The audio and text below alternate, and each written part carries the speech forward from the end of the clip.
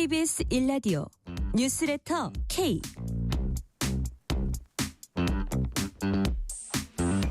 안녕하세요. 뉴스레터 K 진행하는 전종철입니다.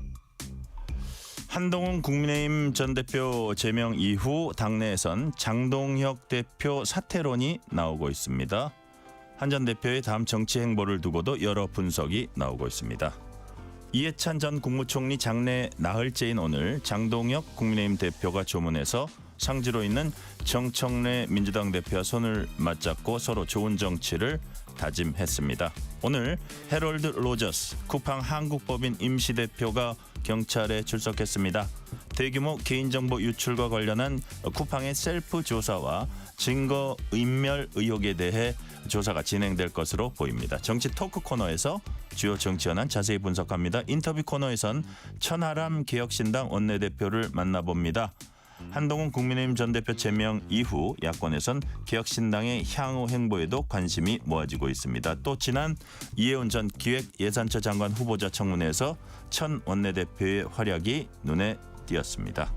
주말의 문학 코너에선 두 개의 신문사의 신춘문예 문학평론 부분에 모두 당선된 오경진 서울신문 기자와 함께 신춘문예 그리고 글쓰기 이야기 들어봅니다. 뉴스레터 K 지금부터 시작합니다.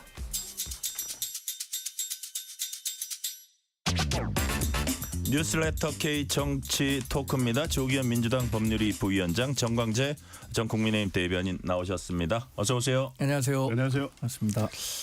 우리 정광재 대변인 보니까 좀 얼굴이 초췌해진 것 같아요. 이게 당의 상황에 대해서 아주 그냥 고심한 흔적이 아주 뚜렷한데, 자 그래서 안부 인사가 요새 그렇습니다. 너 괜찮냐? 그래서 제가 이렇게 말씀드립니다. 뭐라고 대답하고 있어요? 몸도 마음도 참 힘듭니다. 몸도 어려운 마음도. 시기입니다. 자, 네. 그래서 오늘 첫 주제도 국민의힘 상황입니다. 자, 조금 뭐 오늘 상황 딱 들어가기 전에 어제 상황 잠깐 짚어보고 갈게요. 당 안팎에서 그동안 정치적 해결을 주문했는데 결국 한동훈 전 대표 제명으로 결론이 났습니다. 열차로 치면 정면 충돌? 뭐 이게 비유가 될지 모르겠는데, 자, 이 결론 정광재 대변인 어떻게 평가하세요? 왜 이런 결론이 났을까요? 예정된 일이었기 때문에 다소 어제 결정이 났을 때도 안 놀랐어요? 충격이 뭐 이렇게 있었던 것 같지는 않아요. 한동훈 전 대표도 좀 비교적 담담했던 것 같고요. 네. 왜 이런 결론이 났느냐? 뭐 여러 사람들이 한동훈 전 대표가 이렇게 했더라면, 뭐 저렇게 했더라면 이런 가정을 들어서 저기 면회를 갔더라면 네. 단식 현장 뭐 여러 가지 가정하죠. 이런 상황을 들어서 뭐 얘기를 하는데 저는 뭐 그런 부수적인 문제로 이게 해결될 수 있을 거라 생각하지는 않았습니다. 그래요? 왜냐하면 이거 일종의 세력 대리전 성격이 있다고 봐요. 그 국민의힘 내에서 지난번 계엄 때 계엄 해제 투표했던 분, 또 탄핵 때 탄핵 찬성 투표했던 분, 이게 아직 소수잖아요. 네. 그 한동훈 전 대표에 대해서는 당내 주류 세력이 이런 생각 갖고 있는 것 같습니다. 왜 탄핵을 통과시켜서 그때 당시에 누가 뭐 보더라도 탄핵이 조기에 이루어지면 이재명 당시 민주당 대표가 대통령 되는 거 뻔한데 왜 이런 선택을 했느냐라는 데 대해서 계속해서 문제를 제기하고 있는 거고, 네. 당원 게시판 문제는 결국에는 구실 핑계였다고 봅니다. 저 이광경 보면서 중국의 그 1961년에 해서파관이라는 경극이 공연됐습니다. 네네. 근데 해서파관이라는 경극이 처음에 공연됐을 땐 마오쩌둥도 그렇고 펑더와이도 그렇고 다 이거 참 좋은 경극이다 이렇게 얘기를 했어요. 네. 근데 그 내용과 관련해서 계속 들어가다 보니까 결과적으로는 마오쩌둥에 대해서 비판하는 내용을 담고 있다라고 하니까 한순간에 마오쩌둥이 그걸 깨달았군요. 네, 뒤늦게. 해서파관을 계기로 해서 자기에게 비판적인 여론을 했던 사람을 다 문화 대혁명이라는 걸 일으켜서 다 이제 정적을 숙청합니다. 네. 저는 그런 권력 투쟁의 한 계기로 이게 해서파관처럼 이용됐다고 봤습니다. 자, 지금 정광재 대변인 말씀 이게 선의로 뭐 할 수 있는 그게 아니라 어떤 세력 간 대리전, 다시 말해서 파워 게임의 양상이었는데, 그게 뭐 예를 들어서 탄핵을 반대, 탄핵을 찬성한 세력, 뭐 거기 간의 어떤 충돌 이런 개념으로 이제 보셨거든요.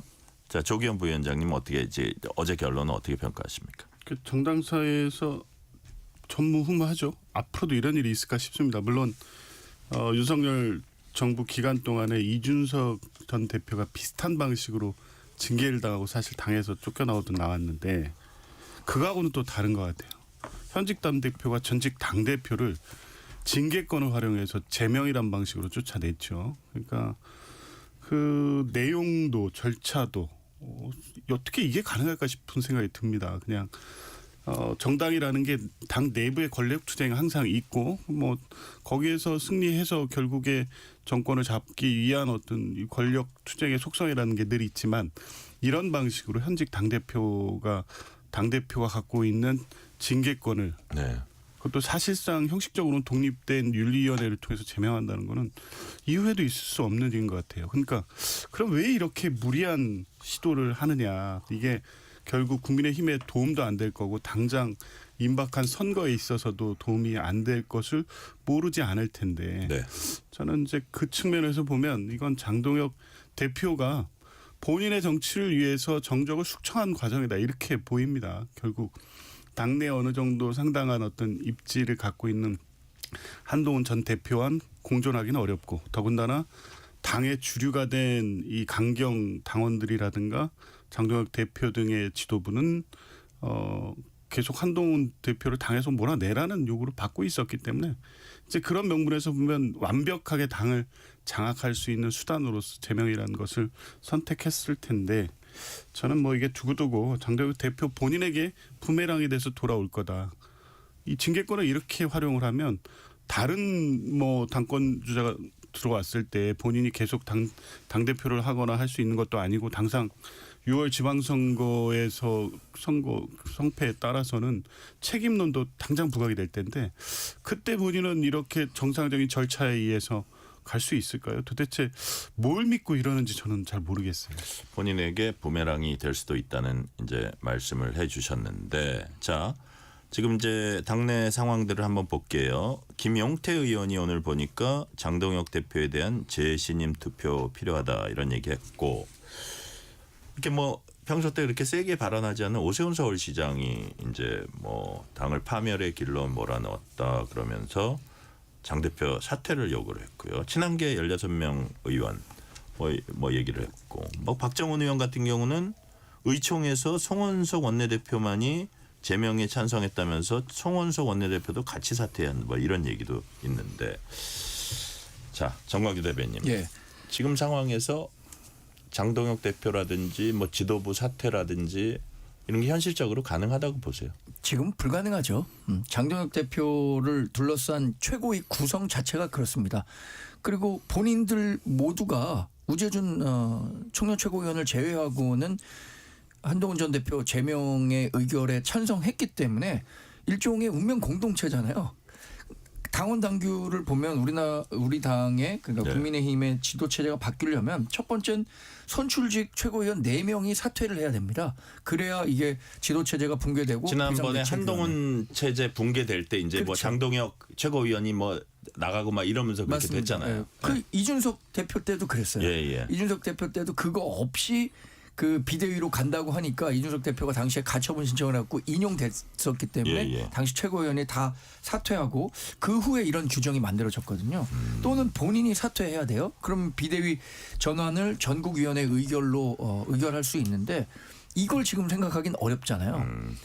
그러니까 지금 의원들이 요구하는 거는 이거는 잘못된 거다. 그러니 이제 압박용이라 이거죠, 일단은. 그렇죠. 현실적으로 그 압박이 지도부 구성원 개개인에게 영향을 미쳐서 사퇴로 가기는 어렵다고 보고요.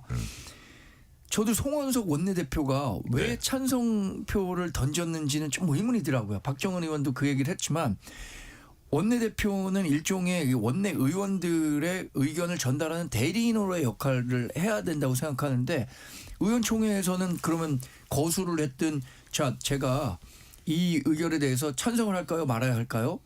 의견을 물어봤어야 되는데 네네. 그런 절차가 없었고 의원총회 했을 때는 오히려 반대하는 사람들이 많았다면 본인이 그 대리인으로서 충실히 의무를 했는가 이게 뭐 경영학에서도 이 대리인 비용이라고 나오는데 대리인은 대리를 하는 사람에 충실해야 되거든요.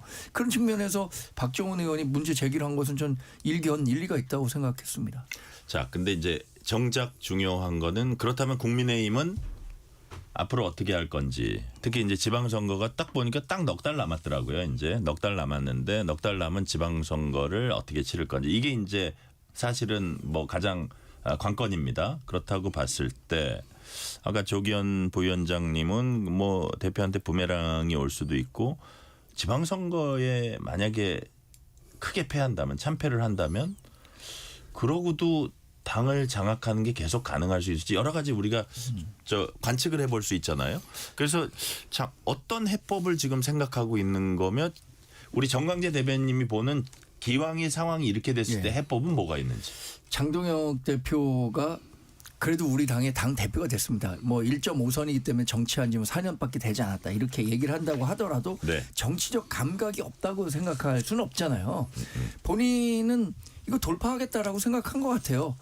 본인의 타임 스케줄이 있다고 얘기했잖아요. 타임 스케줄이 어느 측면에 맞춰져 있는지 모르지만 여하튼 그 지금 한동훈 전 대표에 대한 제명을 의결하지 않았을 때 본인이 받게 되는 정치적 타격 이것이 제명을 했을 때 얻는 것보다는 훨씬 더 크다 이렇게 판단했기 예를 때문에 들어서 이 문제를 총선 직전까지 해결하지 않고 계속 끌고 갔을 때 뭐 당이나 본인이나 뭐 여러 가지 선거에서도 더 나쁠 수도 있다 이런 판단을 했다고 보시는 거예요? 아마도 지방선거와 관련해서는 지방선거 책임론이 불거질 수 있잖아요. 만약에 참패하게 되면.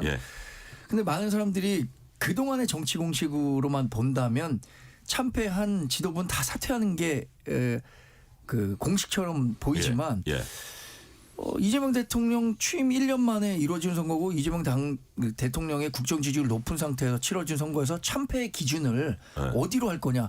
저는 나중에 장동혁 대표가 뭐 굉장히 그 일반적인 평가에서 참패했다고 하더라도 당대표직에서 물러나지 않을 가능성도 있다고 봐요. 그럼 반대 진영인 뭐 한동훈 전 대표에서 봤을 때는 어떻게 그게 가능하겠냐라고 하지만 과거에는 윤석열 대통령이라는 외부에서 당을 흔들 만한 큰 힘이 있을 때 지도부가 그렇게 바뀌고 그랬던 거지. 지금 같은 역학 구조에서 장동혁 대표나 최고위원들이 버틴다고 하면 지도부 또 흔들리지 않을 수도 있거든요. 글쎄요. 근데 이제 예를 들어서 안 그래도 지금의 당내에서 적지 않은 포션의 의원들이나 뭐 아주 가장 영향력 있는 자치단체장들이나 이런 분들이 이렇게 압박을 가하고 있는 사퇴라는 이름까지 그 얘기까지 하고 있는 상황인데 지방선거 참패를 하면은 우리는 그냥 괜찮아 한다고 그렇게 될 수 있을까요? 조기현 부위원장님? 가능할 것 같습니다. 지금의 국민의힘의 구조가 그렇지 않습니까? 가능할 것 같아요. 예, 지금 이번에 이 제명 놓고 김영태 의원 같은 분이 장동혁 대표 체제로 선거 못 치른다, 뭐 재신임 투표하자 이러는데 아마 선거 패배를 한다면 그 이후에 당연히 내부 목소리가 나오겠죠. 그때 재신임 투표를 들고 나오지 않을까 싶은데요. 그런 방식으로 돌파할 가능성이 있다. 그게 믿는 구석이 있는 거죠. 자, 재신임 투표를 해도 통과할 수 있다. 통과할 수 있다. 지금의 지도부, 의원, 당원 구조는 이번에 제명을 두고도 정확하게 갈렸는데 당연히 소위 말한 윤 어게인을 비롯한 강경 이 지지자들 당원들이 당을 움직이고 있고 여론을 그리고 의원들이나 주요 정치인들도 마찬가지예요. 딱 자기 정치적 이해에 크게 지장이 없는 분은 당장 제명해라. 빨리 당내 복잡한 사정 없이 가. 이철우 도지사 같은 분 그렇게 하잖아요. 근데 오세훈 서울시장 같이 당장 본인의 선거에 이 상황 자체가 큰 타격이 올 것 같이 발등에 불 떨어진 수도권 후보들만 지금 안달이 나 있는 거죠. 그러니까 전체적인 어떤 당원 구조를 보면 선거가 패배했다고 해도 그 책임이 장동혁 대표만의 책임이냐. 오히려 지금 제명했지만 한동훈 전 대표 등 당의 갈등과 분란으로 몰아넣은 사람들의 책임론도 같이 부각될 가능성이 있고 그랬을 때 유력하게 쓸 수 있는 게 재신임 투표인데 재신임 투표하면 신임 여론이 더 많이 나오지 않을까 싶어요. 그게 지금 국민의힘의 현재고 한계인 것 같습니다. 자, 그렇다면 그 예를 들어서 그 부분은 이제 국민의힘 내부에서도 그런 정치 상황이 좀 상당히 안 좋아져도 재심 받을 수 있는 가능성도 있다는 얘기를 두 분이 해주셨는데 예. 정광희 대변인 지방선거 어쨌든 중도층을 좀 흡수해야 될 거 아니에요. 이기려면 어떻게 해야 됩니까 지금 상황에서? 가뜩이나 어려운데 이미 모르겠어요. 이번 지방선거에 대해서 큰 기대. 원래 기대 수준이 높으면은 네. 일정 정도 성과가 나온다고 하더라도 이것밖에 못했어. 그러니까 이게 기대 불일치 이론이라고 하는데 기대 수준이 높으면은 정도가 약하면 실망 수준도 굉장히 크고 네. 기대를 안 한 상태에서 조금만 좋은 성과를 거둬도 야 잘했다. 굉장히 만족도가 상당히 높아진다는 상대적인 거예요. 일이다? 이게 마케팅에서 굉장히 유명한 이론인데 네. 이미 지방선거에 대한 기대치를 계속해서 낮춰놓고 있기 때문에 참패의 기준을 뭐라고 삼을지 모르겠다는 거죠. 2018년처럼 대구 경북 이것만 이겨도 뭐 대구 경북 이겼으면 됐다라고 생각할 수 있는 사람들도 있으니까요. 근데 만약에 그 지방선거에 참패하면 외부에서 현 지도 체제를 흔들어야 될 텐데 참패했다고 한다면 우리 그 광역 단체장들도 다 그냥 야인이 돼버린 상태예요. 정치적 영향력이 굉장히 줄어들 거예요. 참패하는 순간에 영향력도 없어져요. 그렇죠. 그러면은 흔들 수 있는 힘도 없어지기 때문에 모르겠습니다. 장동혁 대표는 하여튼 이 지방선거의 결과와 상관없이 계속 당권을 유지하려고 할 가능성이 전 크다고 봐요. 그걸 버틸 수 있는 힘이 있느냐 없느냐는 네. 이제 그때 상황을 봐야겠지만 말이죠. 네. 그러니까 저도 똑같은 생각인데요. 간단히 네. 덧붙이면 조기현 부위원장님. 지금 말씀하신 것처럼 2017년 박근혜 전 대통령 탄핵 이후에 정권 교체됐고 2018년에 치러진 지방선거에서 전국적 참패를 당했습니다. 절멸 수준이라고 했어요. 근데 지금도 아마 그 정도 기준이어도 이미 경험한 바가 있기 때문에 지금은 어쩌면 당연한 거다라고 그냥 치부하면서 그래도 결국에 불과 한 4년 지나서 정권 교체 성공했지 않느냐. 그러니까 본인들이 가는 길은 장기적으로 그런 식으로 당을 안정화시키고 공고화시켜서 명확하게 그 방향으로 가겠다. 이러면서 당원들을 설득할 가능성이 있는데 그 내용이 이제 극우와 극단화이기 때문에 과연 뭐 중도층을 생각이나 하고 있는지 모르겠습니다. 관련해서 네. 정광희 몇 대변인. 말씀만 좀 더 붙이자면 네. 일단 한동훈 전 대표에 대한 제명이 이루어지면서 선거 굉장히 치르기 어려워질 겁니다. 왜냐하면 한동훈 전 대표를 지지하는 사람들이 전체 그 국민의힘 당원이 100명이라고 치면 네. 그중에 적어도 20% 30%는 될 거예요. 적어도 그냥 여러 조사를 봤을 때도 왜냐하면 한동훈 전 대표에 대한 제명이 잘 된 거냐 못 된 거냐라는 걸 물어볼 때도 적어도 한동훈 전 대표에 대해서 제명까지는 안 된다라고 한 사람들이 꾸준히 20% 이상은 나오잖아요. 이 사람들이 어떤 선택을 할 거냐 지방선거에.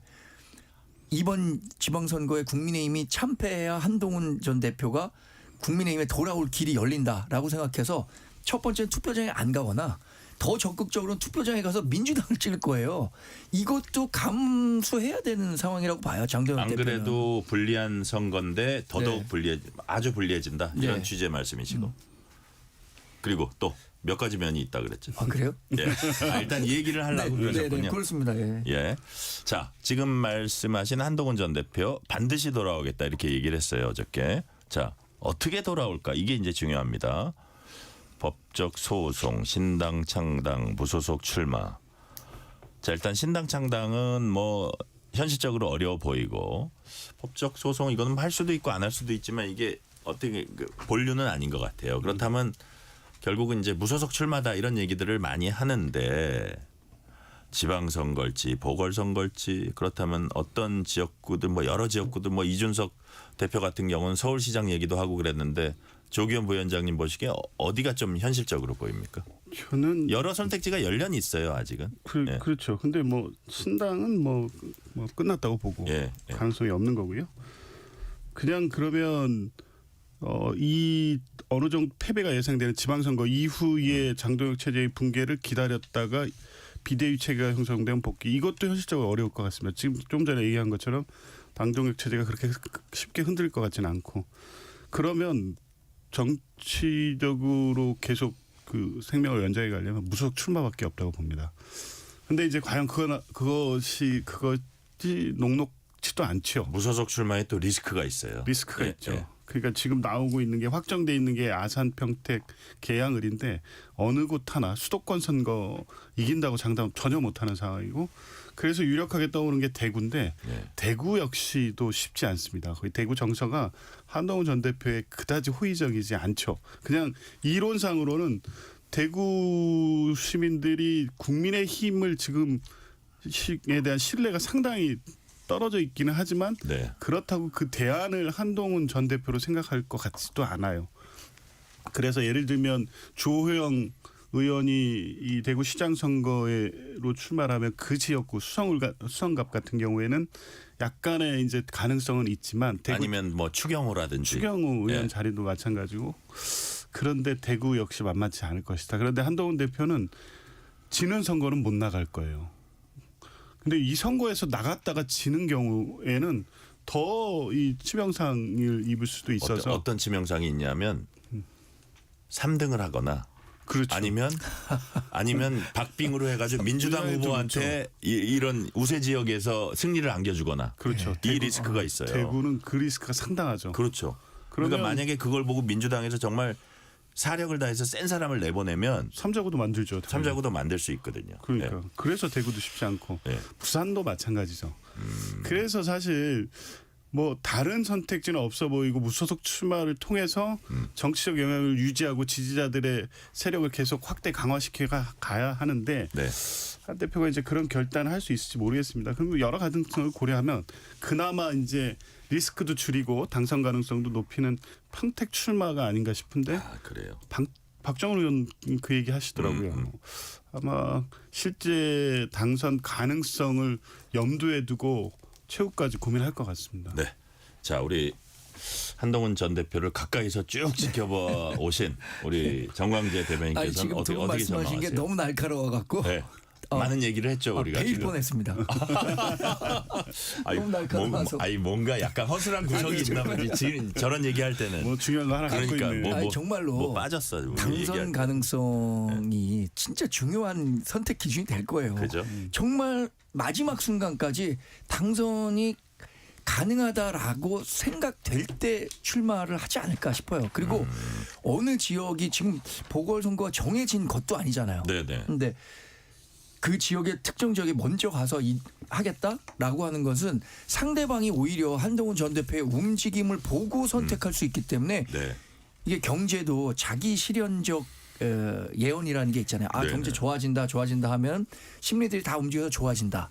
반대로인 경우도 작용하거든요. 예. 정치도 마찬가지예요. 내가 어떻게 하느냐에 따라서 상대방의 수가 달라지기 때문에 이것을 먼저 보여줄 필요가 전혀 없다고 생각하거든요.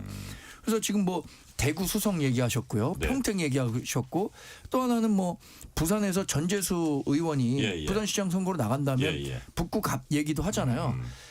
저는 제가 갖고 있는 정치 상식으로 본다면 오히려 부산 북구갑이 가장 당선 가능성이 높다고 봅니다. 그래요. 예. 부산의 정서 가운데 하나가 예전에 야도였고 언더독 그러니까 이른바 핍박을 받고 있는 사람들에 대한 보호 심리 이 언더독 응원하는 정서가 강하다고 보고 그래서 전재수 의원이 삼선한 거예요. 뭐 그렇죠. 그러니까, 거기서 예, 예. 어려운 길을 갔으니까. 어려운 길을 사실. 그리고 예. 뭐 과거에 당 대표 시절에도 금정구청장 보궐선거 때 본인이 굉장히 좀 잘했던 좋은 추억이 있기 때문에 예, 예. 그러나 제가 지금 말씀드리는 것도 그때 상황을 보고 그렇죠. 아마 정치 컨설팅을 받든 여론조사를 한번 돌려보든 이게 나와야 될 겁니다. 자, 지더라도 개양 이건 어때요? 지더라도 저는 개양. 그건 어렵다고 그건 봐요. 어려워요. 예. 그건 너무 비현실적이다. 이준석 후보가 이준석 의원이죠. 맨 처음에 대구 나간다 그랬다가 나중에 254개 지역의 전체 유권자 지역을 다 보고 네. 가장 젊은 지역구라고 하는 동탄. 을 선택해서 결국에 그 전략대로 승리한 거잖아요. 3자 네. 구도를 만들고 네네. 저는 그런 정도의 사전 리서치를 하고 정말 1%포인트라도 당선 가능성이 높은 지역을 선택해야 된다고 생각하고 아까 말씀드린 것 중에 미처 생각하지 못했었던 거 예를 들어서 3등을 한다. 네.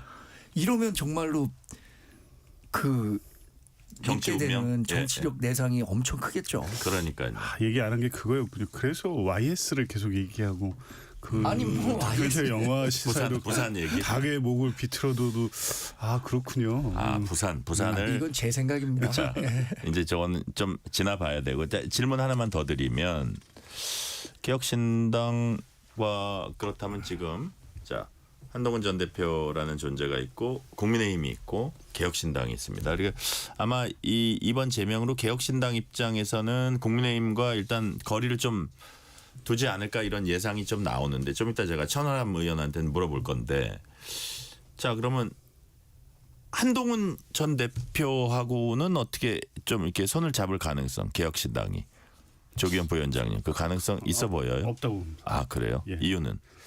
이유는 이준석 대표나 한동훈 전 대표의 정치적인 그 지금 위기에서 거기 생명력을 넣어줄 생각이 전혀 없을 거예요.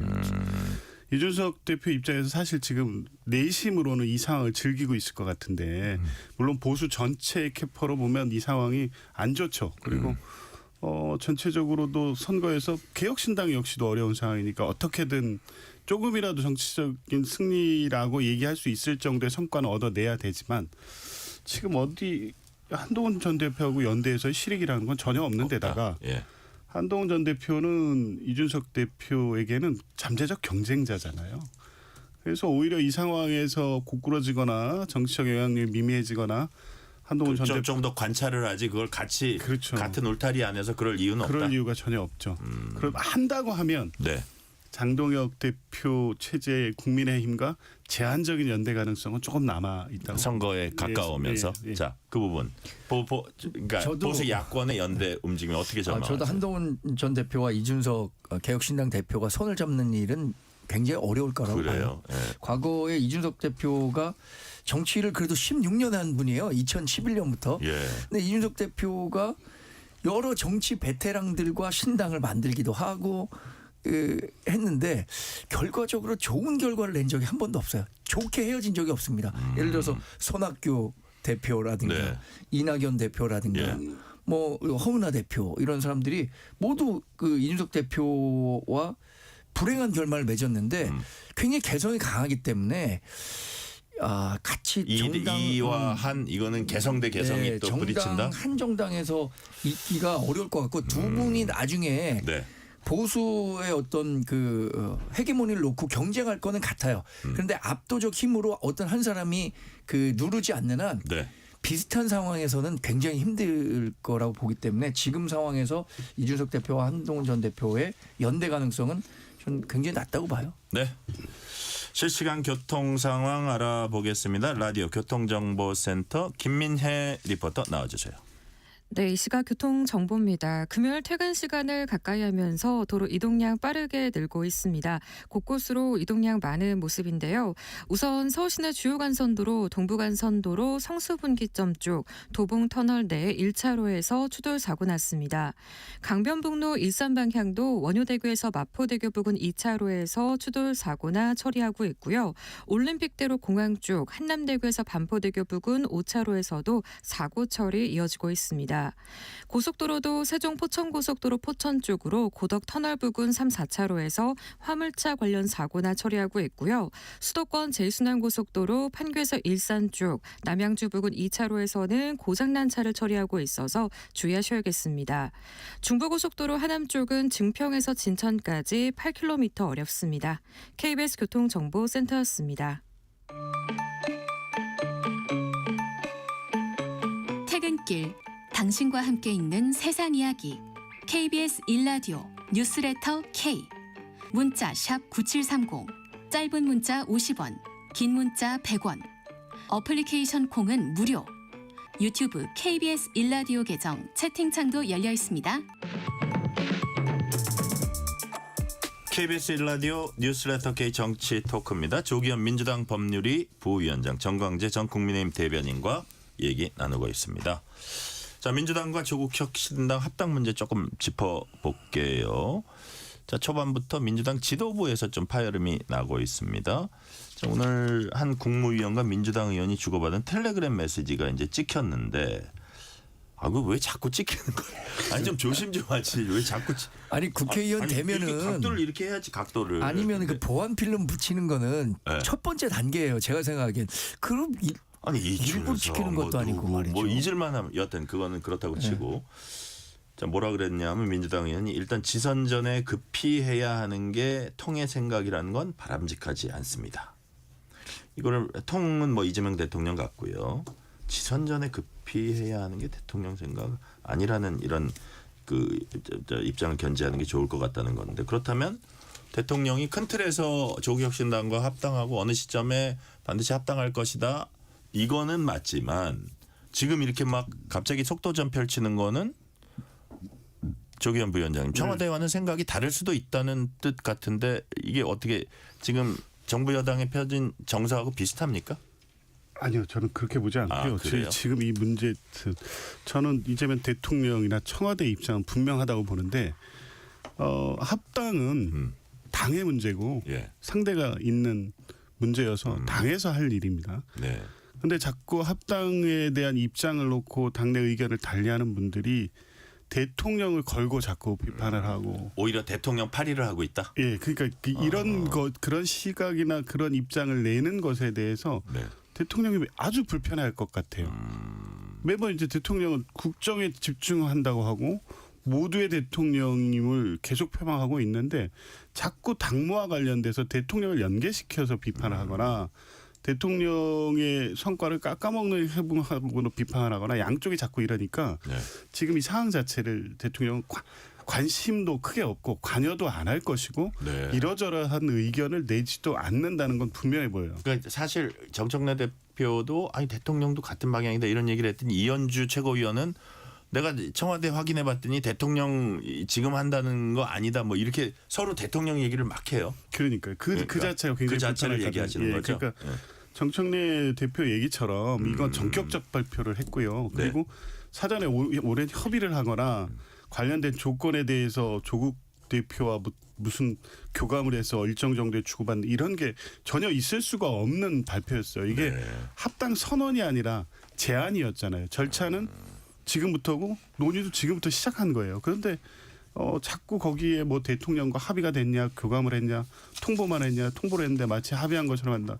아니 그냥 있는 그대로 정청래 대표가 발표를 하기 전에 직간접적인 방식으로 당대당 통합을 추진하겠습니다라는 정도의 교감을 했고 대통령도 그건 뭐 당에서 할 일이고 네. 내 지론이니까 그렇게 하는구나 이런 정도로 알고 있는 건데 마치 하나의 전제는 대통령과 제대로 협의도 안 하고 지금 정청래 대표가 일방적으로 추진한다고 비판하고 또 하나의 전제는 당연히 했다 뭐 이런 식으로 지금 대통령을 사이에 놓고 비판하고 있기 때문에 그건 네. 지금 사안의 본질은 그게 아니고 청와대나 대통령의 입장도 그렇지는 않을 것 같아요. 자, 조기현 부위원장께 하나만 더 여쭤보면 조국혁신당 황운하 의원이 사견임을 전제로 합당 시 조국 대표가 공동대표하면 좋겠다.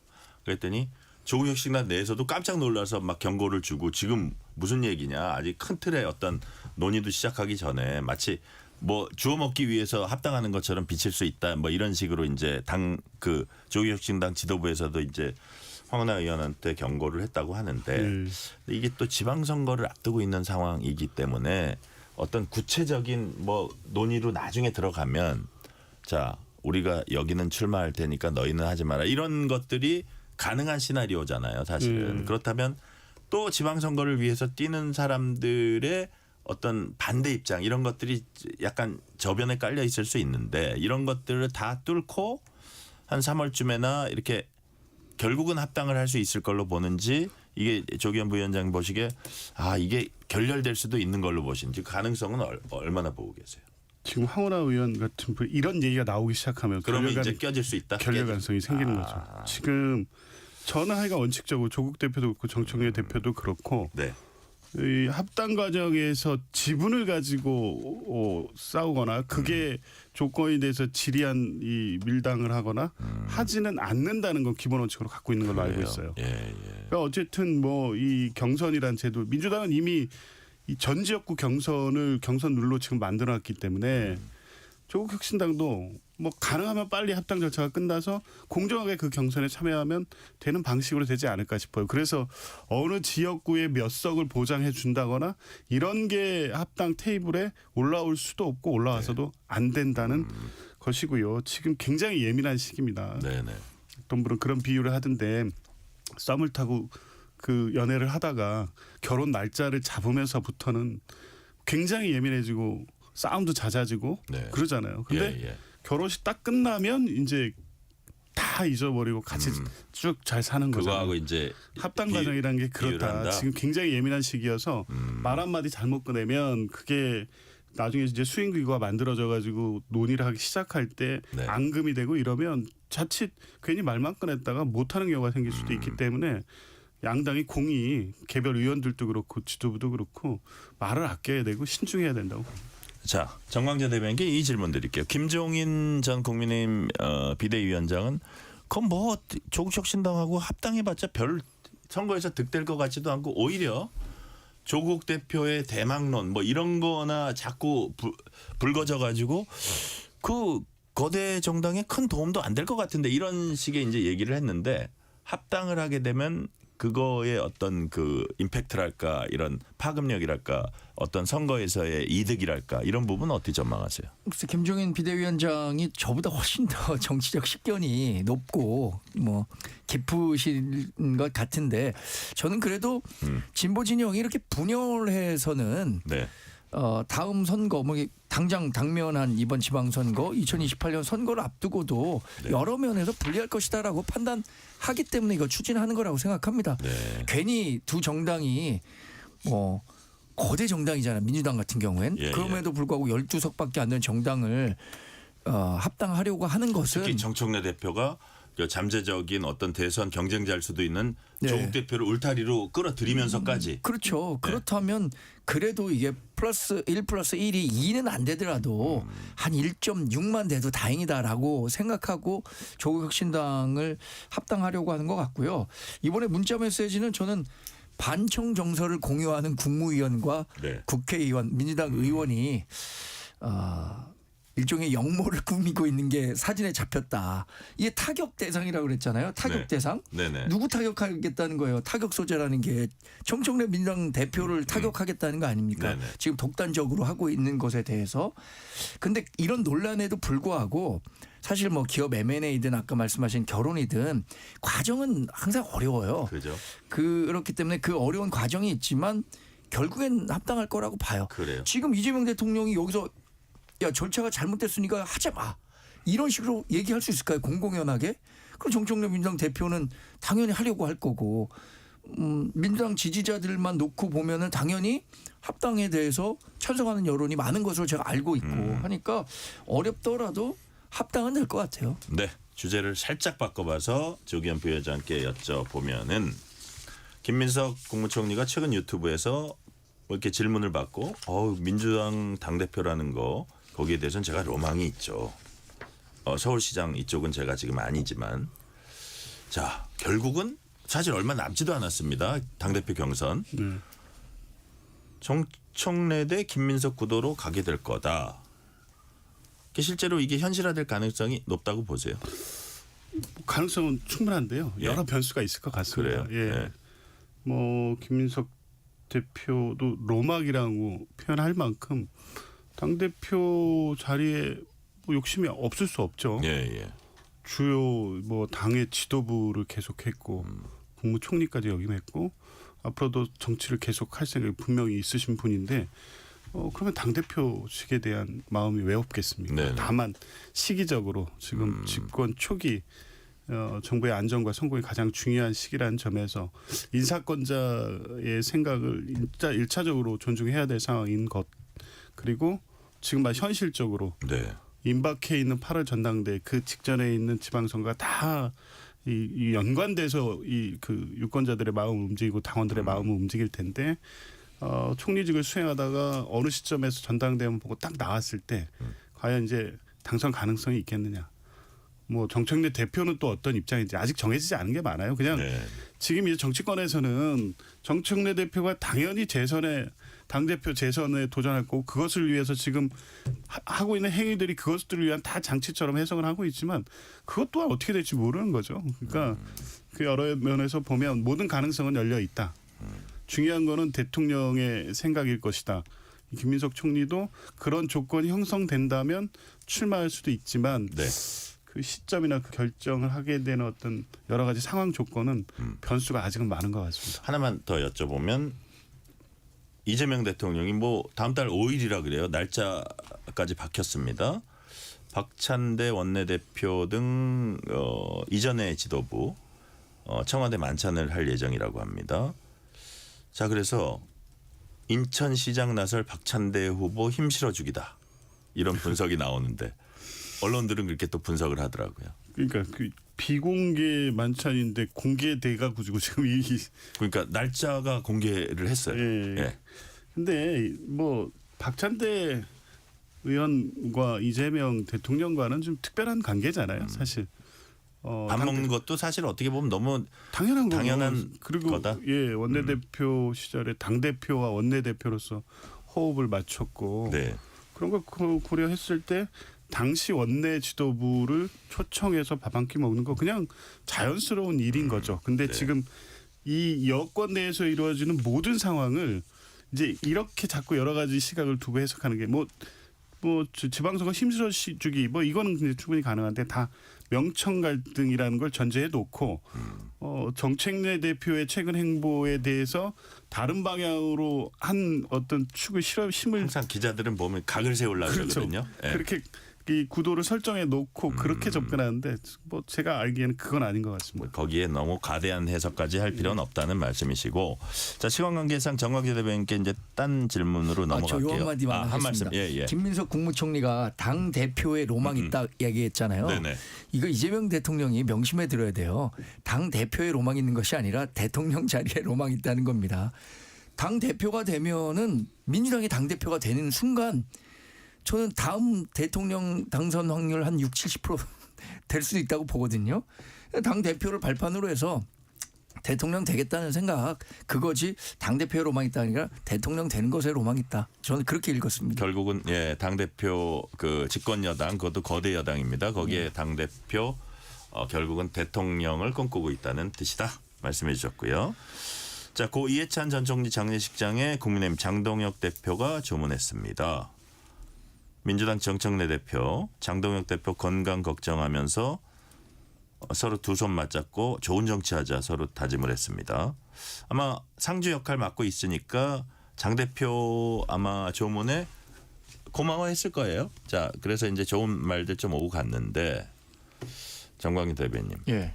이런 분위기가 국회 현안 해결까지 이어질 수 있을까요? 뭐 문상을 온 그 야당 대표에 대한 극진한 예우와 지금의 국회 운영과는 별개의 사안이라고 별개다. 봅니다. 네. 특히 지금 장동혁 대표가 단식을 했을 때 요구한 통일교 특검과 공천 헌금 특검 가운데 통일교 특검은 본인들이 받겠다고 했으니까 이거 어떤 식으로든 결론을 낼 겁니다. 네. 근데 공천 헌금 특검과 관련해서는 민주당으로서는 절대 받아들일 수 없을 것 같아요. 왜냐하면 지금 김경 시의원 당장 네. 120개 그 전화 녹취 파일 그거 터지는 것만 보더라도 벌써 7, 8명의 민주당 현직 의원들의 이름이 나와요. 그리고 김경 전 시의원이 후원했다고 하는 의원들의 명단들도 앞으로 더 나올 건데 이게 지금 경찰이 수사를 지지부진하고 늑장 수사하니까 이 정도지. 오늘은 또 돈 줬다 이 진술했다는 보도도 나오던데. 그러니까요. 예. 그래서 이거를 민주당은 죽어도 받기 어려울 겁니다. 그 죽어도 받기 어려운 것이 오히려 역설적으로 국민들에겐 예. 아 민주당이 이렇게 공천 과정에서 불투명하고 돈이 오고 가고 있는구나 그런 확신을 심어줄 수도 있죠. 이 질문은 안 하려고 그랬는데 지금 말씀을 하셨으니까 조기현 부위원장님. 그러니까 상식적으로 보면 이거 정말 특검으로 가야 되는 거 아니야 이렇게 생각하는 국민들이 많을 것 같아요. 글쎄요. 근데 뭐 통일교 특검 신천지 뭐 하자는 거잖아요. 아마 특검에 찬성하는 국민들께서도 네. 그 뭐 수사하면 당연히 최근에 계속 의혹 내지 사실로 확인되는 신천지 관련 내용들이 있습니다. 사실 네. 통일교와 본질적으로 똑같기 때문에 그거 포함해서 하면 돼요. 그런데 이제 소위 공천 헌금 사건은 수사 서울경찰청이 잘 하고 있잖아요. 요새 속도 내서 밝혀낼 거 있고 확인되고 있고 진술이 엇갈리고 부인하고 허위 진술하는 것 같으면 계속 불러서 확인하고 있고요. 그리고 이미 이 증거로 다 제출이 될 텐데 120여 개의 녹취 파일 네. 그 안에 있는 내용들 확인 안 하겠습니까? 다 하지. 경찰 수사를 지켜보면 될 일인데 저는 쌍특검법이 장동혁 대표의 단식 그 명분이긴 했는데 네. 이거 계속 관철하려고 그 대립국면을 끌고 가려고 하지 않을 것 같아요. 곧 설 명절이고요. 이제 급격하게 이 지방선거 체제로 바뀌어요. 이거 붙잡고 있는다고 선거에 크게 도움 안 된다는 거는 판단으로 갈 거기 때문에 이제 지금은 단식 끝난 지가 얼마 안 돼서 이런 요구를 하는데 쌍특검법은 전국 이슈에서 이제 크게 부탁될 것 같지는 않다. 그리고 이제 대신 대미투자특별법 같이 민생 관련된 법안들은 좀 이런 기회에 좀 양당이 좀 잘 협의해서 잘 처리했으면 좋겠어요. 네. 네. 대규모 개인정보 유출 의혹 등과 관련해서 로저스 쿠팡 한국법인 임시대표가 경찰에 출석했습니다. 1, 2차 조사는 불응하다 3차 조사 나섰는데 요거 하나만 여쭤볼게요. 시간 관계상. 자, 최근에 트럼프 대통령의 관세 재압박 여기엔 뭐 여러 가지가 있고 뭐 왜 빨리 입금 안 시키냐 이게 가장 기본이긴 하지만 굳이 얘기하자면 이 쿠팡에 대한 한국 정부의 압박도 한 요인이 아니냐. 정광희 대변인 어떻게 보세요? 그렇습니다. 이게 11월 말에 쿠팡 개인정보 유출 문제가 불거져서 벌써 예. 2달째 가고 있어요. 근데 이게 개별 기업의 정보 유출 문제를 떠나서 네. 지금은 한미 관세 협정에까지 영향을 미치고 있는 아주 그 돌발 악재가 된 상태거든요. 네. 이 과정에서 저는 정부나 쿠팡이나 다 좀 부진했다고 봐요. 쿠팡도 사과라든가 보상책, 재발 방지 대책에 대해서 국민이 설득할 수 있을 만한 수준의 대책을 내놓지 못했다고 생각하고요. 정부도 지금 지나치게 개인별 기업에 대해서 책임론만 부각시키고 있는데 정부 차원에서 할 수 있는 일들에 대해서 좀 더 냉철하게 분석을 해야 되는데 굉장히 국민 감정을 좀 자극하는 것들. 감정에 자극했다가 괜히 약간 법적으로 허술하게 갖다 되치기 당하는 그러니까 이런 일은 없었으면 좋겠어요. 이런 문제가 발생하면 안 되는 거죠. 그래서 저는 사실 쿠팡이 제일 좀 두려워하는 부분이 김범석 의장에 대한 총수 지정 이런 문제일 것 같거든요. 그렇죠. 그렇죠. 그런 것들로 조금 쿠팡을 좀 컨트롤할 수 있는 부분을 찾아야 되는 것 같은데 국회에서 막 윽박 지르고 이런다고 하더라도 답이 네. 나올 수 있는 게 아니거든요. 네네. 좀 더 냉철하게 쿠팡에 대한 문제를 인식해야 한다고 생각합니다. 자, 시간 관계상 제가 준비했던 마지막 부분으로 갈게요. 정부가 부동산 공급 대책 내놨습니다. 외곽에 새로운 부지 조성하는 게 아니라 수도권 도심 유휴지를 싹싹 긁어 모아서 6만 호 짓겠다는 겁니다. 자, 조기현 부위원장님 어떻게 평가하세요? 일단 가장 큰 특징이 공공주도 공급이라는 네네. 점이죠. 그리고 그 과거의 공급 방식들은 이 시 외곽에 네. 신도시 대규모 신도시를 구성해서 몇십만 호 막 몇백만 호 이 공급 계획을 발표하니까 네. 발표를 해도 이게 실질적으로 실효적 대책이 아니라는 시장의 반응이 있었는데요. 이번에 네. 좀 다른 것 같아요. 서울 시내 다 유유지들이고 직주 근접성이 다 있는 곳들입니다. 그 공급에 딱 필요한 부분에 공급이 되는 거예요. 네. 그러면 일단 시장에서도 이 공급 효과가 좀 있을 것 같다. 전하고는 좀 다르다는 인식이 시장에 반영이 되는 것 같고 더군다나 공공 주도를 하기 때문에 신혼, 뭐 생애 최초 청년들에 대한 특별 분양이나 이런 부분들을 좀 더 보장해 줄 수 있어서 네. 실제 필요한 분들에게 분양받을 수 있는 조건이 형성된다는 거 그리고 분양가도 민간 공급에 비해서 좀 낮출 수 있다는 거 여러 측면에서 좀 긍정적인 대책이라고 보고요. 시장에서도 과거 이 부동산 급등기에 발표했던 공급 대책처럼 네. 그 냉랭하게 반응하거나 또 시간이 지나면서 그게 시장을 자극하는 방식으로 작동하지는 않을 것 같습니다. 네. 정광희 대변인 어떻게 평가하세요? 저는 2020년에 문재인 정부에서 내놨던 그 공급 대책 부지와 네. 지금 내놓은 부지와 싱크로율이 굉장히 높거든요. 그래요. 근데 2020년에는 왜 못했고 2026년에는 왜 가능한지에 대한 설명이 있었어야 된다고 생각하는데 결국에는 지자체와 협의가 잘 안 되고 사업성이라든가 뭐 지역 주민들과의 갈등 문제 때문이잖아요. 이걸 어떻게 해결하겠다라고 해야 국민이 실제로 예정대로 공급이 되겠구나라는 확신을 갖고 그래서 이른바 포모라는 거 있잖아요. 네. 지금 못 사면 주택 앞으로 못 산다.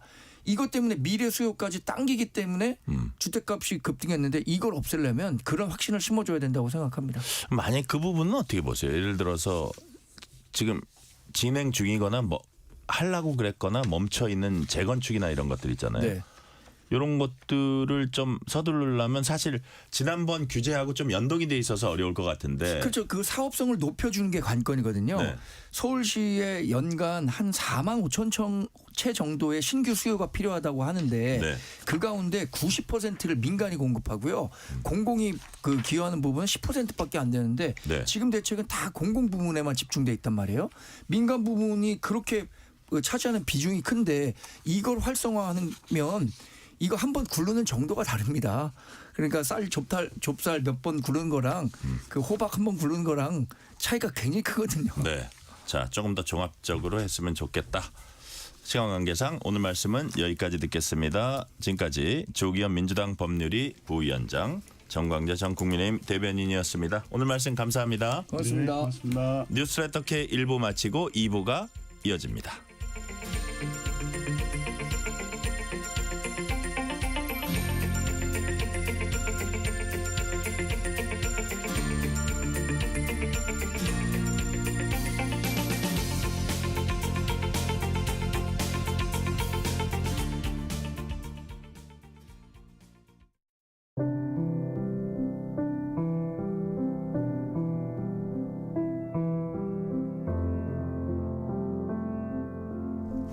KBS 라디오 연중기획 희망충전 대한민국 675번째 이야기. 안녕하세요. 아나운서 유지원입니다. 17살 은영이의 어깨는 또래들보다 훨씬 무겁습니다.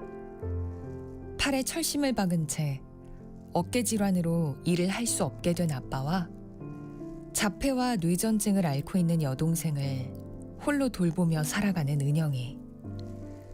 부모님의 이혼 이후 멀리 떨어져 지내던 엄마마저 세상을 떠났다는 소식은 은영이의 마음에 또 한 번 깊은 상처를 남겼습니다.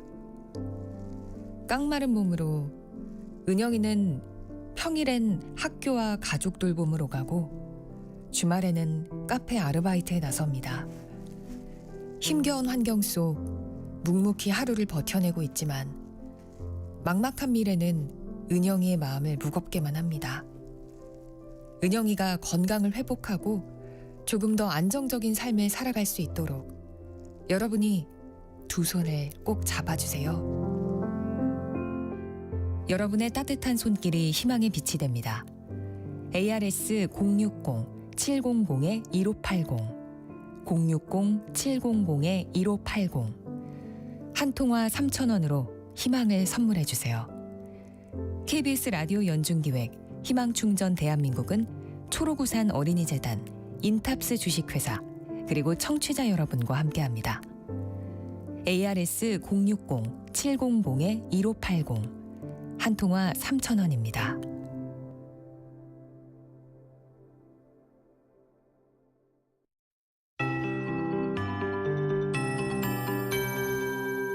KBS 58분 날씨. 1월의 마지막 금요일 저녁 시간 역시 대부분 중부지방, 경북권, 전북 일부에 한파특보가 발효 중인 가운데 강추위가 이어지고 있습니다. 바람도 매섭게 불면서 체감온도가 실제 기온보다 3도에서 6도가량 낮아 더 춥습니다. 옷차림 따뜻하게 여미셔야 되겠고요. 모레까지 중부지방 중심으로 아침 기온이 영하 10도 안팎을 보이면서 매우 춥겠습니다. 오늘 아침 영하 9.2도로 출발한 서울은 낮에 영하 1.8도까지만 오르면서 역시 종일 영하권이었습니다. 내일 아침 서울은 다시 영하 10도까지 떨어지겠습니다. 파주와 동두천, 이천이 영하 12도, 철원이 영하 15도, 대관령도 영하 16도까지 기온이 내려앉을 전망이고요. 세종, 대전이 영하 9도, 광주가 영하 5도, 대구 영하 7도 등으로 대부분 춥습니다. 내일 낮 기온은 서울이 다시 영상권으로 겨우 진입해 영상 1도까지 기온이 예보돼 있습니다. 강릉은 내일 6도까지 기온이 오르겠고요. 세종, 대전이 3도, 광주 5도, 대구 6도로 대부분 기온이 5도 안팎까지는 오를 전망인데 그래도 춥겠습니다. 일요일 아침도 다시 춥기 때문에 일요일 낮부터 서서히 기온이 오른다고 보시면 되겠습니다. 다음 주엔 그래도 좀 나아질 전망이고요. 현재 건조특보가 거의 대부분 지역으로 확대됐습니다. 지금 서울 기온 영하 4도입니다. 최영우였습니다.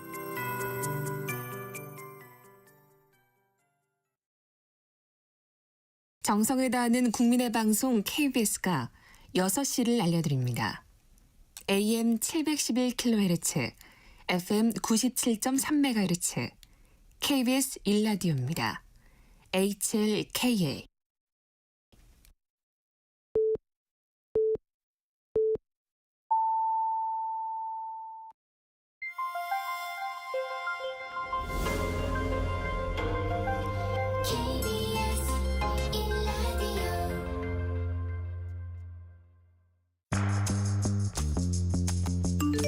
여러분은 지금 퇴근길 시사편지 한 장, KBS 1라디오 뉴스레터 K를 듣고 계십니다.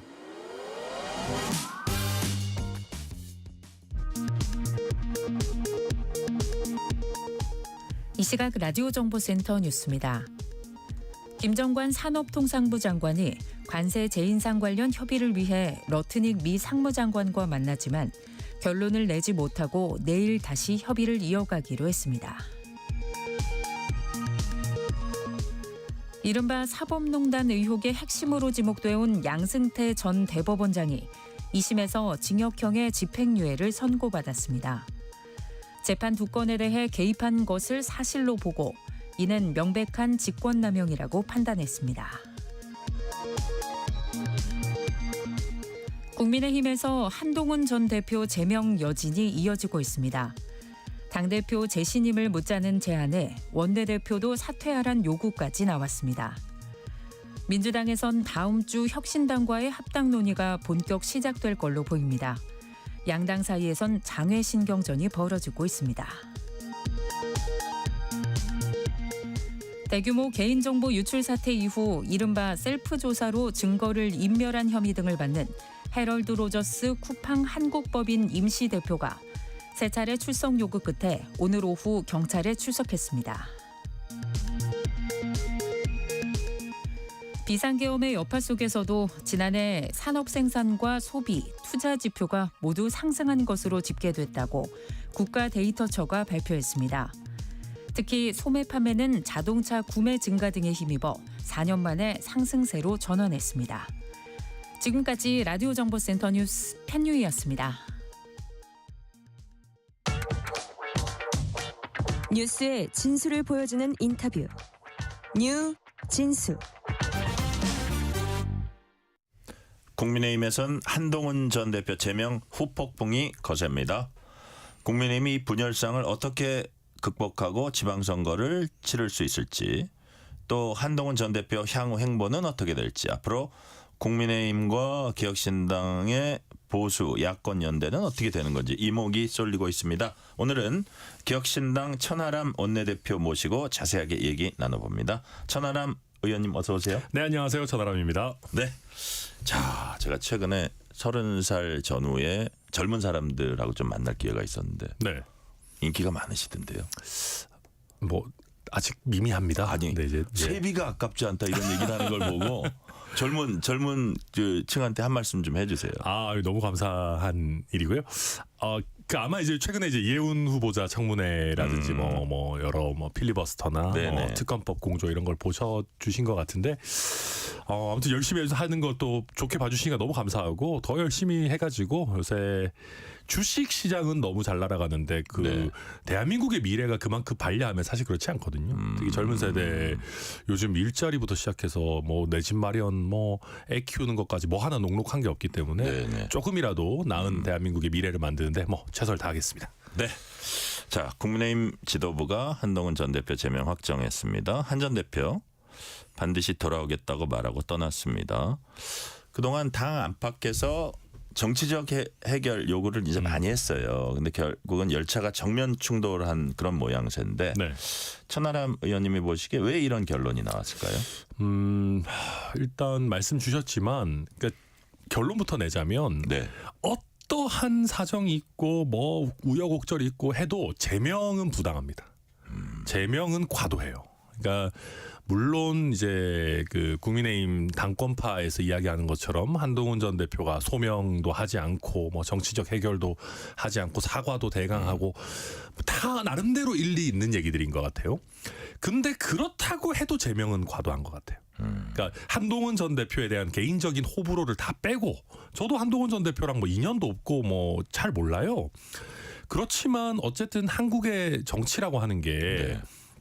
아니 정치인이 범죄를 저질러서 수사기관에 의해서 구속이 되면 되는 거지만 그게 아닌 상황에서 정치에서 정당 윤리위가 자꾸 칼을 휘두르면서 정치인의 정치 생명을 끊으려고 한다?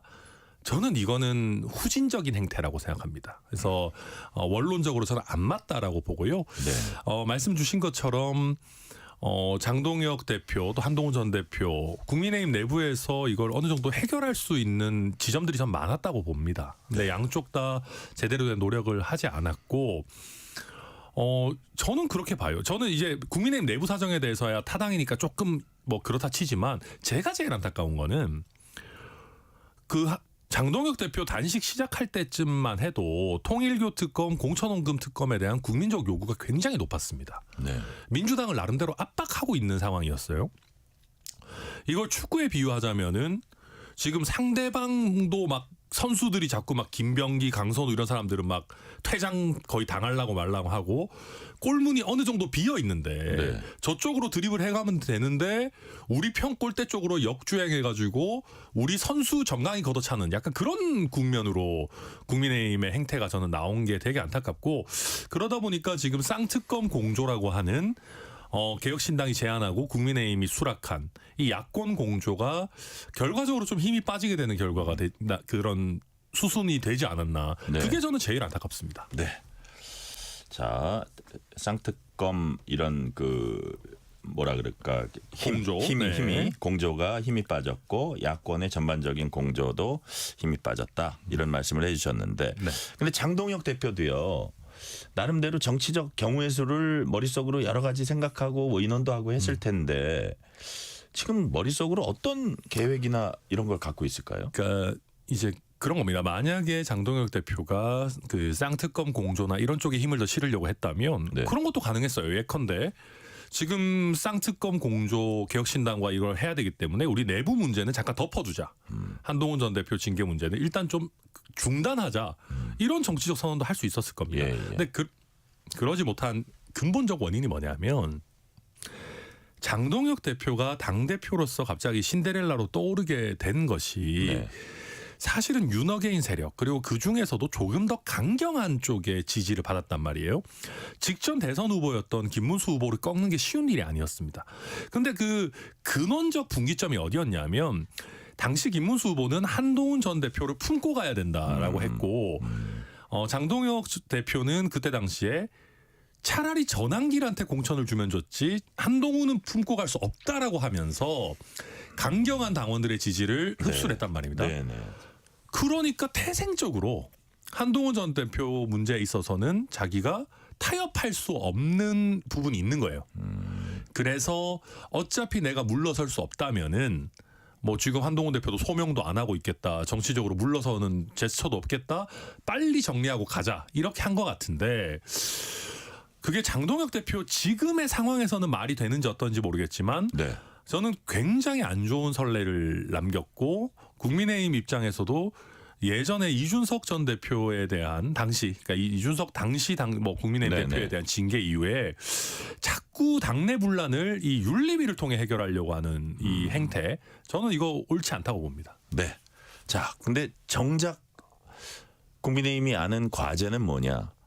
이제 보니까 지방선거 넉 달밖에 안 남았더라고요. 자, 지방선거를 어떻게 치를 거냐? 그럼 국민의힘은 총선을 향해서 지금 어떤 모습으로 갈 걸로 조금 예상을 하세요? 잘 모르겠습니다. 뭐 지금 개혁신당 코가 석자라서 그런 것도 있습니다만 어제 오세훈 시장도 굉장히 강경한 그렇죠. 입장을 냈죠. 지금 이제 국민의힘 입장에서 저는 그거예요. 그러니까 장동혁 대표가 한동훈 전 대표를 제명하는 것까지는 뭐 그렇다 칩시다. 저는 그게 옳다고 생각하지 않지만, 근데 그래서 본인을 지지해준 사람들을 만족시킨다 쳐요. 그럼 그 후에는 뭘 할 거냐? 그럼 결국은 국민들을 설득해야 되는 문제인데, 어제까지는 한동훈 제명하고 오늘부터는 중도 확장할래. 이게 사실 굉장히 어려운 태세 전환이거든요. 저는 그래서 그 그림이 사실 잘 그려지지 않아요. 그러다 보니까 혹자들은 무슨 고성국 그 박사인가? 그분 고성국 씨 얘기를 듣고 뭐 다음번에는 오세훈 제거 작전에 들어가는 거냐, 뭐 오세훈 서울시장 공천도 굳은 자가 아니다, 막 이런 얘기까지 하는데, 그거는 말 그대로 국민의힘 입장에서 폭망의 길이잖아요. 오세훈을 어떻게 쳐냅니까, 오세훈 시장을. 그러니까 폭망의 길 시나리오들은 막 이 언급들이 되는데 사는 길, 활로는 지금 잘 보이지 않는다. 그렇게 여겨집니다. 자, 한동훈 전 대표가 어떻게 할지도 좀 제가 자꾸 남의 당 얘기만 여쭤봐도 죄송한데 뭐 요즘 제일 핫한 문제니까 바로 개혁신당으로 그 다음에 연결됩니다. 한동훈 전 대표 향후 어떤 그 선택지가 있을까 하는데, 뭐 예를 들어서 신당 창당, 이거는 누가 봐도 되게 어려울 것 같고 무소속 출마 가능성이 높아 보이는데, 이준석 대표는 뭐 서울시장 얘기도 했고요. 자, 천하람 의원님이 보시기에는 어떤 쪽이 그래도 좀 뭐 승산이라 그럴까요? 좀 반전을 시킬 수 있는 선택지가 될까요?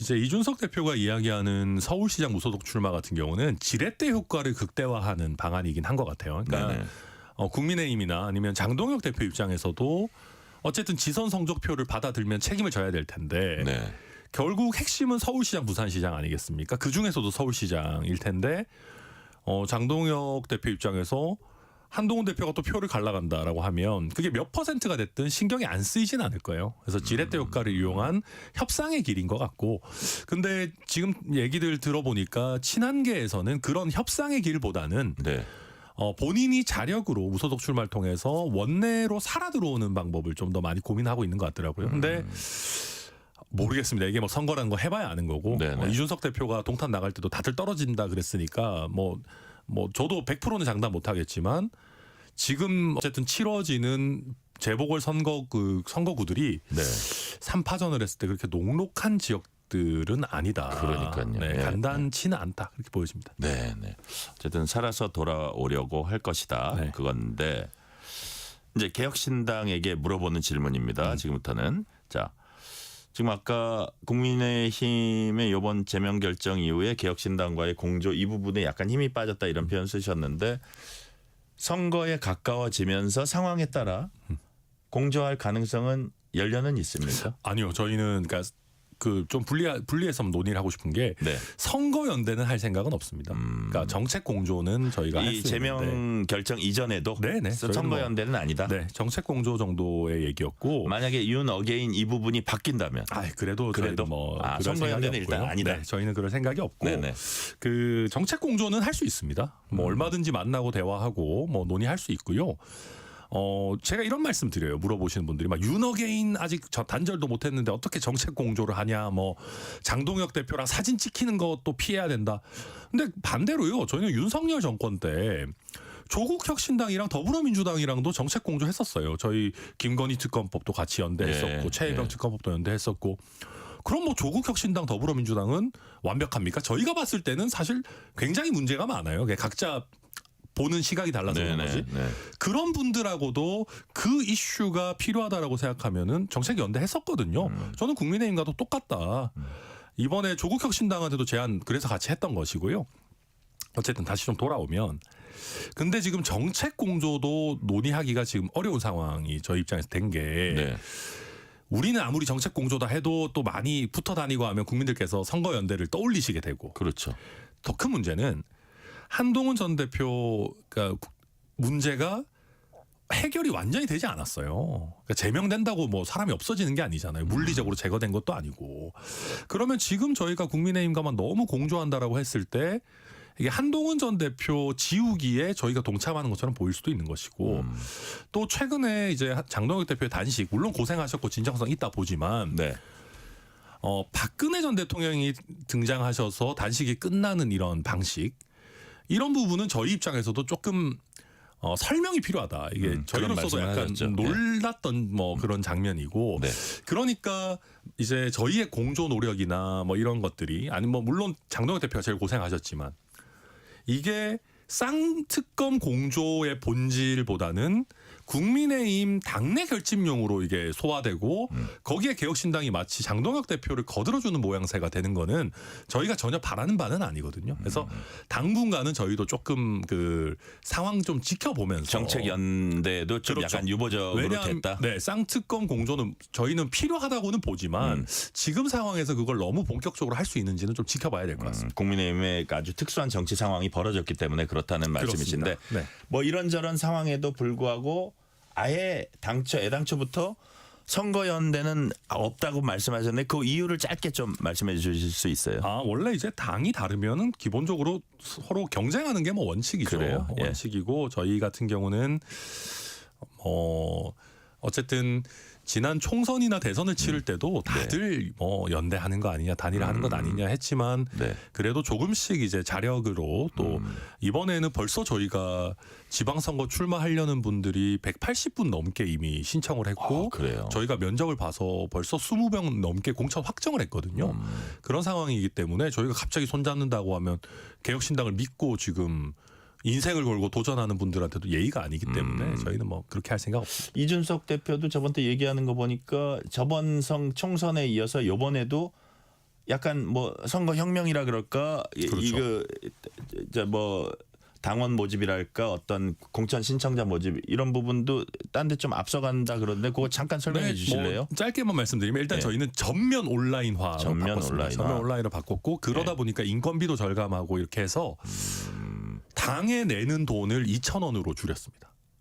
2,000원이요? 2,000원이요. 다른 당은 뭐 1억을 받느니 뭐 동공천이 터지느니 뭐 하는데 저희는 당에서 받는 돈은 최대 2,000원. 2,000원? 네. 그러니까 당원 가입만 하면 되는 겁니다. 네네. 2,000원으로 줄였고 선거에 들어가는 비용이나 이런 것들도 원래 기초의원, 그러니까 뭐 시의원, 군의원 이런 분들도 뭐 몇 천만 원씩 쓰시는데 저희는 자기가 몸으로 좀 때울 의지만 있다면 현수막 본인이 걸고 막 뛰어다닐 의지만 있다면 99만 원까지 줄여보자. 100만 원 이하로 100만 할 원 수 있다? 이하로 선거를 치러보자 해서 지금 99만 원 패키지까지 만들어놨거든요. 자동으로 포스터 만들어주고 뭐 일종의 선거운동 혁명이다? 그렇죠. 그러니까 그거 기획사 써가지고 포스터 만들고 공보물 만들려면 만드는 데만 몇백만 원씩 내야 되거든요. 그런 거를 저희가 자동화하는 시스템을 다 개발해놨습니다. 그래서 젊고 뭐 이제 상대적으로 경제적으로 뭐 윤택하지 않더라도 내가 신념이 있고 능력이 있다 그러면 꼭 젊지 않아도 됩니다. 뛰어들 수 있는 그런 플랫폼을 저희가 갖추고 있습니다. 네. 자, 아까 이제 뭐 연대 이런 부분 쭉 설명해 주셨는데 딱 그 관련해서 하나만 더 질문 드리면 만약에 이게 뭐 가능성이 제가 보기에도 높아 보이지는 않지만 이제 무소속으로 주로 이제 그 반전을 노려볼 걸로 예상되는 한동훈 전 대표가 개혁신당과 같이 하자. 이랬을 때 개혁신당은 뭐 어떻게 할까요? 그러니까 우선 지금 한동훈 전 대표 뭐 굉장히 힘든 상황에 계실 텐데 저희가 뭐 그런 말씀을 뭐 드리는 게 사실 도의는 아닌 것 같고요. 다만 지금 한동훈 전 대표가 넓은 의미에서 신당 창당은 없다라고 말씀하시는 거에는 지금 국민의힘의 어쨌든 근거지를 지키겠다는 말씀이잖아요. 자기가 돌아오겠다. I will be back 하고 계신 거기 때문에 저는 뭐 그럴 가능성이 너무 없어서 너무 가정적이다. 너무 가정적이어서 뭐 그거를 지금 생각할 그런 여지는 별로 없다. 그런 말씀이시네요. 그렇게 생각합니다. 네. 최근 이제 민주당과 조국혁신당 합당 논의를 뭐 거의 시작하거나 시작할 단계에 있습니다. 그런데 민주당 지도부에서부터 파열음이 생각보다 크게 터져 나오고 있고요. 아무래도 정청래 대표의 합당 의도에 약간 개인적인 어떤 목적이 숨어 있는 게 아니냐 이런 의심이 당내에 좀 있는 것 같은데 그럼에도 불구하고 2달 뒤쯤 합당 성사될 가능성이 크다고 보십니까? 저는 100%라고 100%? 네. 큰 정도가 아니고요. 네, 100%고요. 제가 왜 그렇게 생각하냐면 이 논의가 처음 나오고 제가 그런 얘기를 한 적이 있어요. 뭐 혼란이 있어도 네. 우리 그 김어준 씨가 한번 교지 내지 지령을 내려주면 깔끔하게 정리가 될 거다. 그런 말씀 드린 적이 있는데 네. 실제로 김어준 씨가 정청래 대표 편을 들면서 합당을 해야 된다라는 명확한 입장을 보이고 있고 네. 그게 딴지일보 게시판 등을 포함해서 민주당의 신주류라고 하는 그러니까 개딸이 이제 약간 명딸하고 청딸로 약간 분화가 됐는데 청딸이 주류 세력으로 지금 가고 있거든요. 그러면서 그분들이 이재명 정부에서 내놓은 검찰 개혁안 이런 거 이제 비판하면서 거기가 주류 강경파가 되고 있어서 그쪽으로 가게 될 거다. 그리고 최근에 이제 정청래 대표가 밀고 있는 1인 1표제 관련해서 당원 투표를 해보니까 85% 정도가 1인 1표제 찬성한다는 거예요. 그러니까 물론 조금 쟁점은 다르지만 그렇다고 하면 정청래 대표의 아젠다에 공감하는 당원들이 상당수 많이 있고 조국혁신당과의 합당도 만약에 뭐 당명을 갑자기 뭐 조국민주당 이렇게 바꾸자 그러면 민주당 사람들이 싫어하겠지만 그런 극단적인 경우가 아니라면 민주당 주도의 합당이라면 저는 뭐 당연히 조국혁신당도 별로 반대할 이유가 없다. 반대할 이유가 없고요. 그러니까 이게 결국 이제 어떻게 붙을 거냐면은 본선은 본 경쟁은 이제 8월이에요. 그러니까 지금 그 정청래 김민석 두 분의 경쟁인데 최근에 제가 재밌게 본 게 김어준 씨가 이해찬 전 총리 이제 그 빈소에서 김민석 총리를 공격하더라고요. 최근에 미국 갔다 왔는 트럼프 대통령 왜 저러는 거냐. 이게 사실 그냥 물어보는 것 같지만 김민석 총리가 갔다 온 직후에 바로 다음 날 그게 나왔잖아요. 바로 다음 날 이제 관세 관련한 트럼프 대통령의 이제 이 뒤통수 때리기가 나왔다는 거에서 김민석 총리 공격하는 거거든요. 그리고 또 뭐가 있었냐면 서울시장 후보 여론조사에서 김민석 총리를 빼달라라고 총리실이 요청했는데 김어준 씨가 무슨 소리야? 내 마음 내가 결정한다. 근데 이게 사실 김민석 죽이기입니다. 왜 그러냐면요. 그런 식으로 여론조사에 안 나가겠다는 사람 억지로 집어넣으면 어떻게 되냐면 적게 나옵니다. 많이 나올 수가 없어요. 왜냐하면 손든 사람들 위주로 사람들이 생각을 하기 때문에 안 나온 사람은 약간 후순위로 가게 돼요.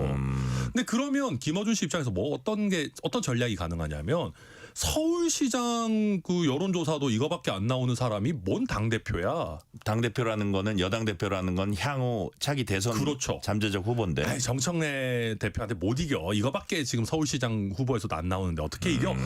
지금 분위기를 이미 몰아가고 있어요. 이런 것들을 봤을 때 저는 전반적으로 정청래 대표와 이 김어준 씨 연대가 이미 공고하고 이재명 대통령도 여기에 아주 직접적으로 맞서 싸우지 못하고 김민석 총리가 좀 불만을 이야기하고 있지만 미미하다. 그래서 저는 이거는 100% 될 거다 이렇게 봅니다. 자, 합당도 될 거고 그럼 뭐 너무 섣부른 우리가 전망이지만 지금의 어떤 그 개청 쪽에 그 어떤 세력이 좀 강해진다는 흐름으로 볼 때는 정청래 대표가 되게 유리한 국면으로 끌고 갈 수 있다. 당대표 경선에서도. 네, 저는 그렇게 봅니다. 그렇게 보시는 거네요. 자, 그리고 합당을 하게 되면 아무래도 안 그래도 유리한 이 여건이 선거에서 더 유리해지는 겁니까? 그렇죠. 뭐 사실 서울시장 선거 이런 데서는 뭐 큰 의미는 크진 않겠지만 그래도 경합 지역에서 1% 2% 차이가 있죠. 그래요. 그래서 이제 정청래 대표 입장에서의 위험은 합당 절차가 좀 깔끔하게 되지 않아서 이제 민주당이든 조국혁신당이든 지지층이 오히려 상처받아서 투표를 하러 덜 나오는 그 정도 파열음이 만약에 나온다 그러면 그거는 정청래 대표 입장에서는 정치 실패죠. 근데 그 정도에 이르지 않는다면 저는 뭐 합쳐서 나쁠 거는 없다 최소한 그 정도 봅니다. 자, 주제를 바꿔볼게요. 이재명 대통령이 이해운 기획예산처 장관 후보자 결국 지명 철회했습니다. 자, 누구보다도 그 검증에 가장 큰 활약을 천하람 의원님이 하셨는데 뭐 처음에 지명부터 뭐 낙마까지 이 전 과정을 보니까 어떤 말씀을 하고 싶으세요? 썩은 돌로는 통합의 포석을 둘 수가 없다. 그 말씀 드리고 싶습니다. 저는 통합의 포석 자체는 의미 있는 어떤 차관이라고 생각합니다. 근데 아무리 우리가 이 바둑을 두려고 해도 썩은 돌로 바둑을 둘 수는 없어요. 그래서 인사 검증의 명확한 실패다. 그리고 이 부분에 대해서 대통령께서 네. 이거 뭐 갑질 이런 거 우리가 어떻게 하냐, 기사가 난 것도 아닌데 이런 얘기를 하실 게 아니고 네. 진솔하게 사과를 하는 모습이 나와야 되는데 그게 없었던 게 아쉽고요. 네. 그리고 이해운 후보자는 도를 넘어도 한참 넘었습니다. 제가 지난번에 필리버스터를 한 적이 있는데 19시간 정도 했었는데 만약에 제가 이해운 후보자의 비위에 관해서 필리버스터를 한다 그러면은 100시간도 하겠어요. 그러니까 그럴 정도로 지금 이 시간에 다 말씀드릴 수 없을 정도로 굉장히 심각한 부분이 있고 네. 특히 부정청약, 부정입학, 그다음에 보좌진 갑질 이런 부분에서 국민의 영린을 3종 세트로 건드리고 납득할 수 없는 변명만 일삼았기 때문에 뭐 도저히 이거는 뭐 인사검증의 참사였다. 네. 그렇게 생각합니다. 썩은 돌로는 통합, 보석 둘 수 없다. 인사검증 참사였다. 자, 필리버스터 100시간도 할 수 있는 정도의 내용이다. 네. 하나만 더 관련해서 질문 드리면 이해운 후보자가 직을 잃었습니다. 장관이라는. 네. 근데 과연 그 집이 어떻게 될지 그럼 어떻게 될 걸로 보세요?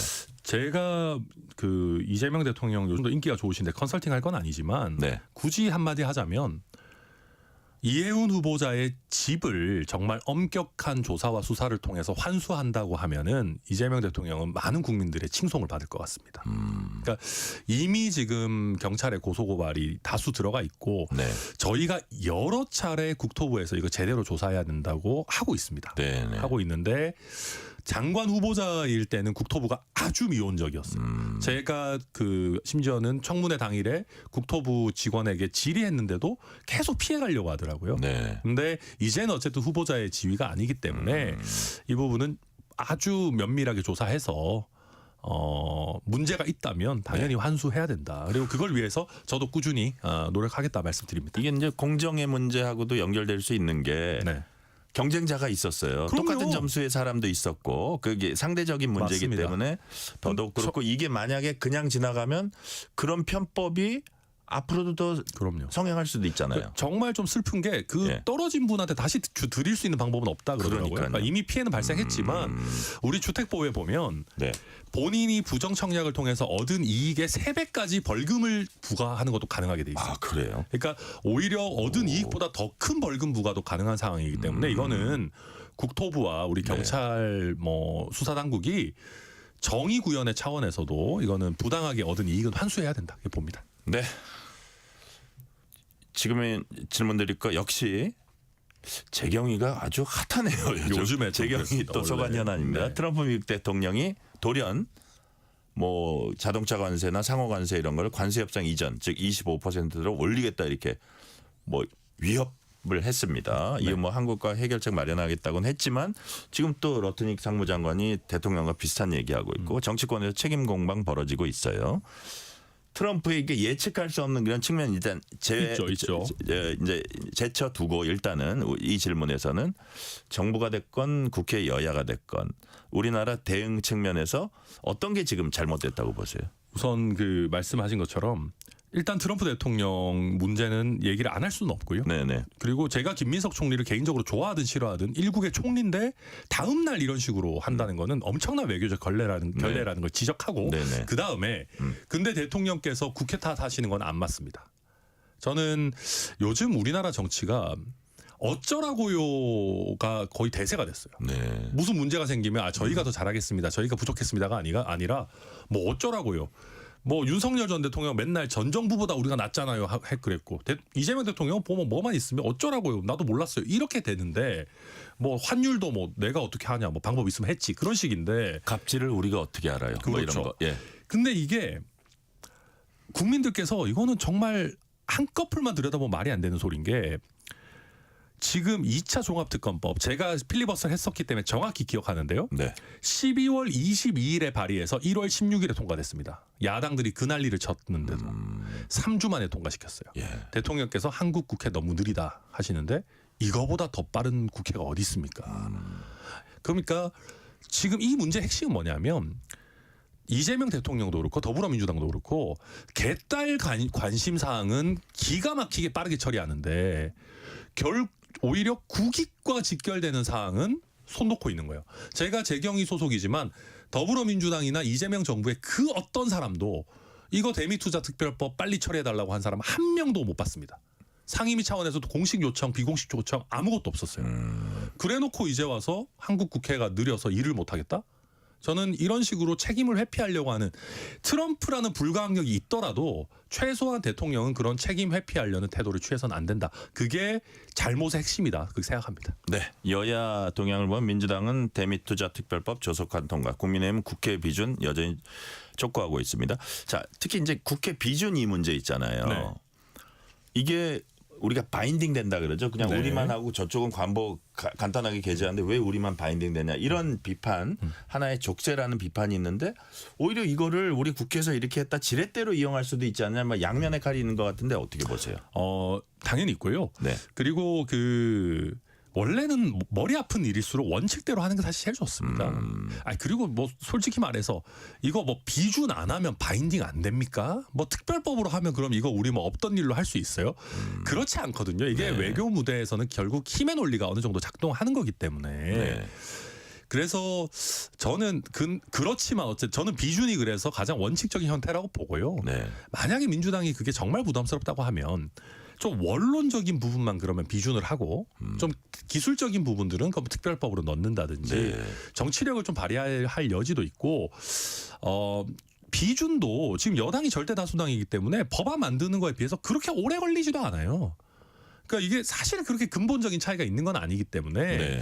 저는 좀 미국이 이 난리를 치고 있는 상황에서 좀 빨리 하는 척이라고 하면 안 되죠. 빨리 하는 모습이라도 좀 우리가 좀 지금이라도 그 개딸 관심 사항만큼은 아니더라도 좀 네. 빨리 노력하는 모습 보여줘야 된다 생각합니다. 네, 부동산 질문 잠깐 해볼게요. 네. 정부가 엊그제 부동산 공급 대책 내놨습니다. 어떻게 평가하세요? 이게 저는 그러니까 11호 부동산 대책 때문에 네네. 지금 재건축 재개발이 사실상 다 올스탑 됐거든요. 예. 근데 재개발 재건축 하고 있던 게 좀 언론마다 산정이 조금 다른데 한 40만 가구 네. 정도로 보더라고요. 예. 이번 공급 대책이 6만 가구 정도인데 서울만 치면 3만 가구 정도 되죠. 근데 아니 지금 40만 가구를 공급하는 거를 막아놓고 네. 3만 가구 공급했으니까 우리 영끌에서 최선을 다해서 하고 있어요. 이거는 좀 공허하다. 그리고 또 지자체하고 협의를 벌여야 되는 거 아닙니까? 맞습니다. 그죠? 네, 그래서 이 3만 가구라고 하는 것들도 옛날에 한 것들 재탕이 많아서 네. 될지 안 될지가 이상하고요. 그리고 민주당의 모순을 하나만 지적하자면 오세훈 시장이 지금까지 재건축 재개발 한 게 뭐가 있냐, 느리다, 뭐 제대로 한 거 없다 비판하는데 네. 근데 그러면 민주당이 그러면 재건축 재개발을 활성화하게 도와주면서 그런 비판하는 건 말이 돼요. 근데 오세훈이 너무 느려서 재건축 재개발 제대로 안 한 게 문제다라고 하면서 본인들은 더 그걸 꽁꽁 얼리는 정책을 한다? 네. 이건 앞뒤가 안 맞는 거다. 이 모순을 민주당과 이재명 정부는 답해야 되고 네. 11호 부동산 대책의 과도한 부분들은 저는 이제라도 좀 풀어야 된다. 그렇게 생각합니다. 그래야지 재건축을 활성화시킬 수 있다. 그럼요. 또 하나는 가장 중요한 부분 이런 것들을 지적합니다. 예를 들어서 공급이 지금 공급한다 그래도 3, 4년, 4, 5년 걸리는 맞아요. 건데 이거보다 거래를 활성화시킬 수 있게 이렇게 상황을 만들어야 그게 또 다른 공급이잖아요. 맞는 말씀입니다. 그죠? 그러니까 맞는 말씀이시고 그리고 지금 강남권 부동산 같은 경우는 네. 이게 또 별로 효과가 없어요. 지금 그 이혜훈 후보자 원펜타스 그 36억에 분양받아서 지금 90억이 됐는데 네. 현금 부자들의 놀이터로 전 만들어 놓고 또 실수요자들의 거래는 또 굉장히 어렵게 만들어 놓은 면들이 있어서 이거는 좀 맞춤형 처방으로 네. 좀 제대로 해서 말씀하신 것처럼 시장에서 우리가 원활하게 집을 사고 팔 수 있다. 당장 우리가 뭐 무리해서 막 영끌에 안 해도 된다라는 신호를 좀 줘야 된다 봅니다. 네, 오늘 말씀은 여기까지 듣겠습니다. 지금까지 천하람 개혁신당 원내대표였습니다. 의원님 오늘 말씀 감사합니다. 네, 감사합니다. 편지 왔습니다. 퇴근길 지친 당신에게 힘이 되는 뉴스를 전해드립니다. 매일 저녁 당신과 함께 읽는 세상 이야기. KBS 1라디오 뉴스레터 K.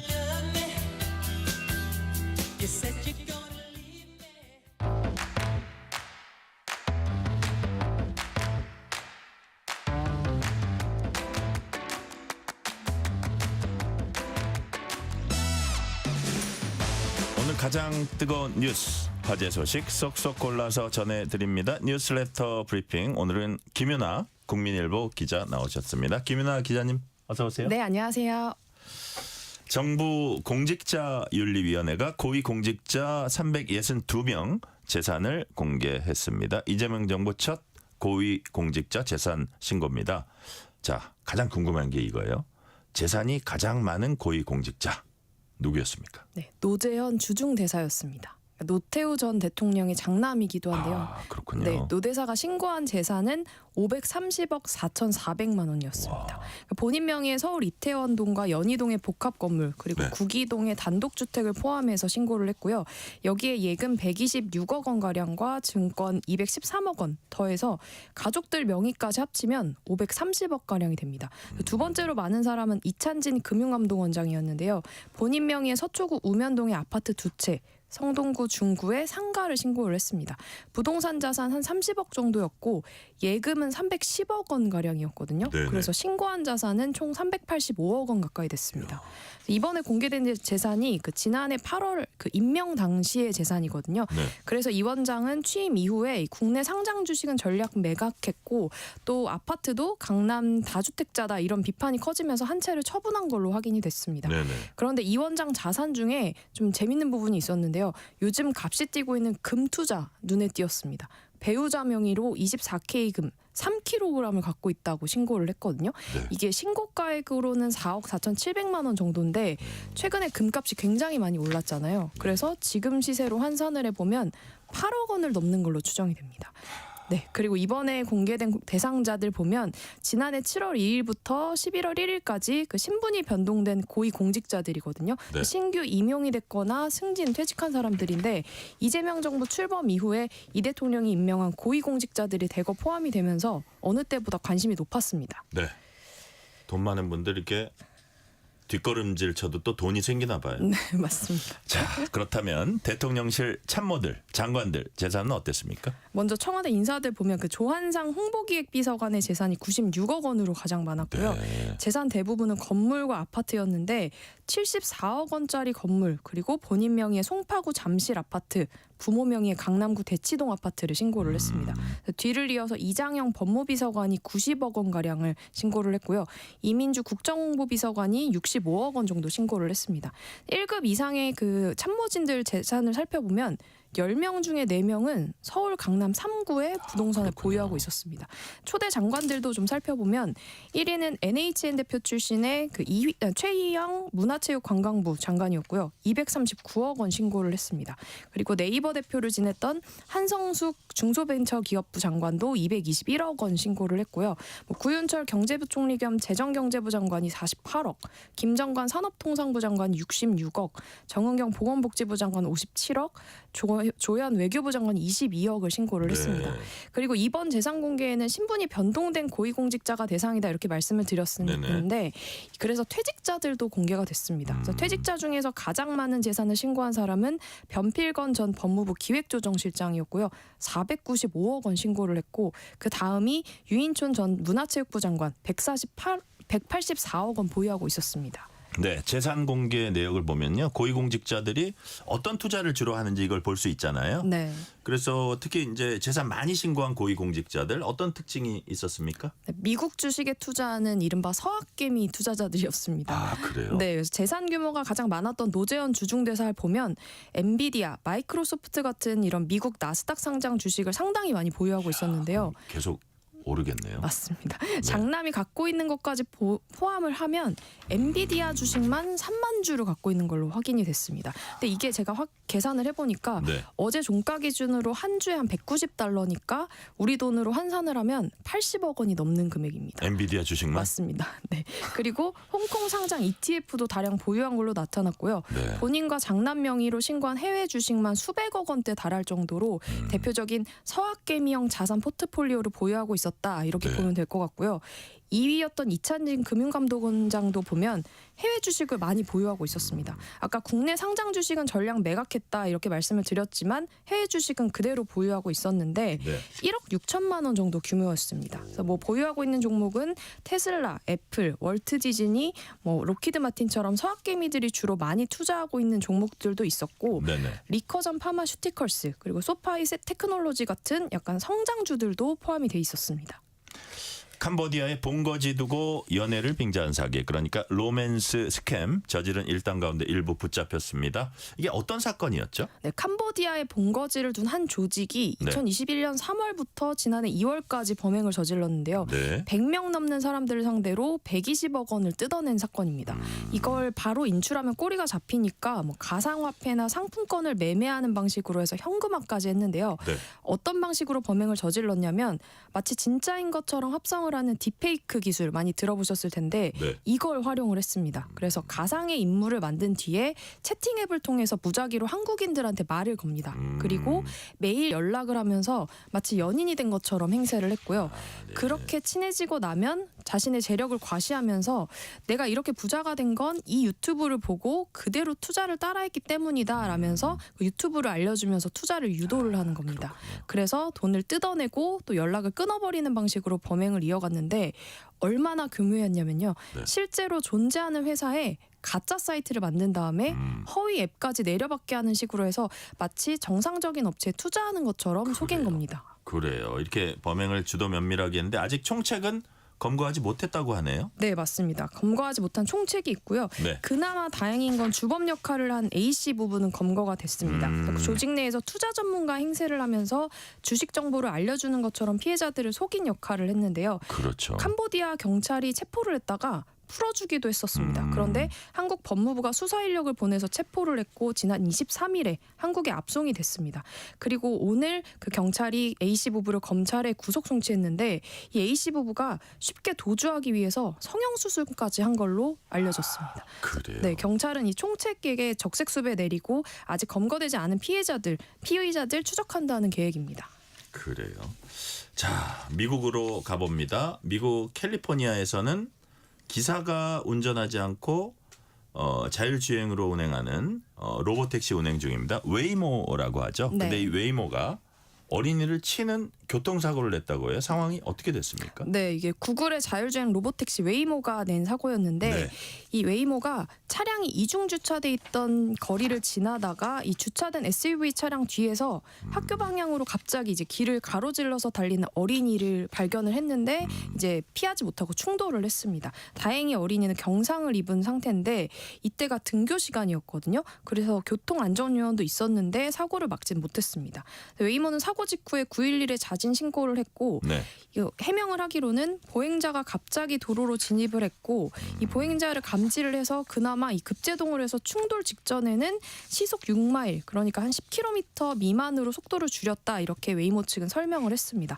그런데 이제 미국 도로교통안전국은 이 사고가 발생한 지역이 초등학교 인근이었고 또 등교 시간이었잖아요. 그렇다 보니까 이런 점들을 고려해서 웨이모가 적절한 주의를 기울였는지 이걸 좀 조사한다는 방침입니다. 네, 마지막 질문 드릴게요. 요즘 결혼식에 가면은 축의금으로 이거 과연 얼마를 내야 할지 고민이 됩니다. 무엇보다 이게 결혼식장 식대 이게 많이 올랐기 때문인데 실제로 이런 통계가 나왔어요. 서울 강남 지역 결혼식 식대가 평균 9만 원을 넘었다? 네. 이거 사실입니까? 맞습니다. 한국소비자원이 오늘 발표를 했는데요. 서울 강남 지역의 1인당 평균 식대가 지난 10월만 해도 8만 8천 원이었는데 12월 기준으로는 2.3% 오른 9만 원으로 조사가 됐습니다. 근데 이게 평균 가격이다 보니까 상위 10%의 고가 예식장들의 식대가 크게 상승하면서 전체 가격을 좀 끌어올린 걸로 조사가 됐는데요. 그런데 결혼식 비용이 수도권과 지방 격차가 굉장히 많이 벌어지고 있습니다. 그래서 경상도 지역 같은 경우에는 뭐 스드메 비용 이런 걸 다 합치면 1,200만 원대의 비용으로 결혼식을 치를 수 있었는데 이게 강남하고 비교해 보면 한 3분의 1 수준인 거거든요. 대전과 광주 지역도 뭐 예식장들이 너도나도 할인 이벤트 하면서 그 12월 결혼 비용이 오히려 줄어든 걸로 조사가 됐습니다. 오늘 말씀은 여기까지 듣겠습니다. 지금까지 국민일보 김윤아 기자였습니다. 주말 잘 보내세요. 네, 감사합니다.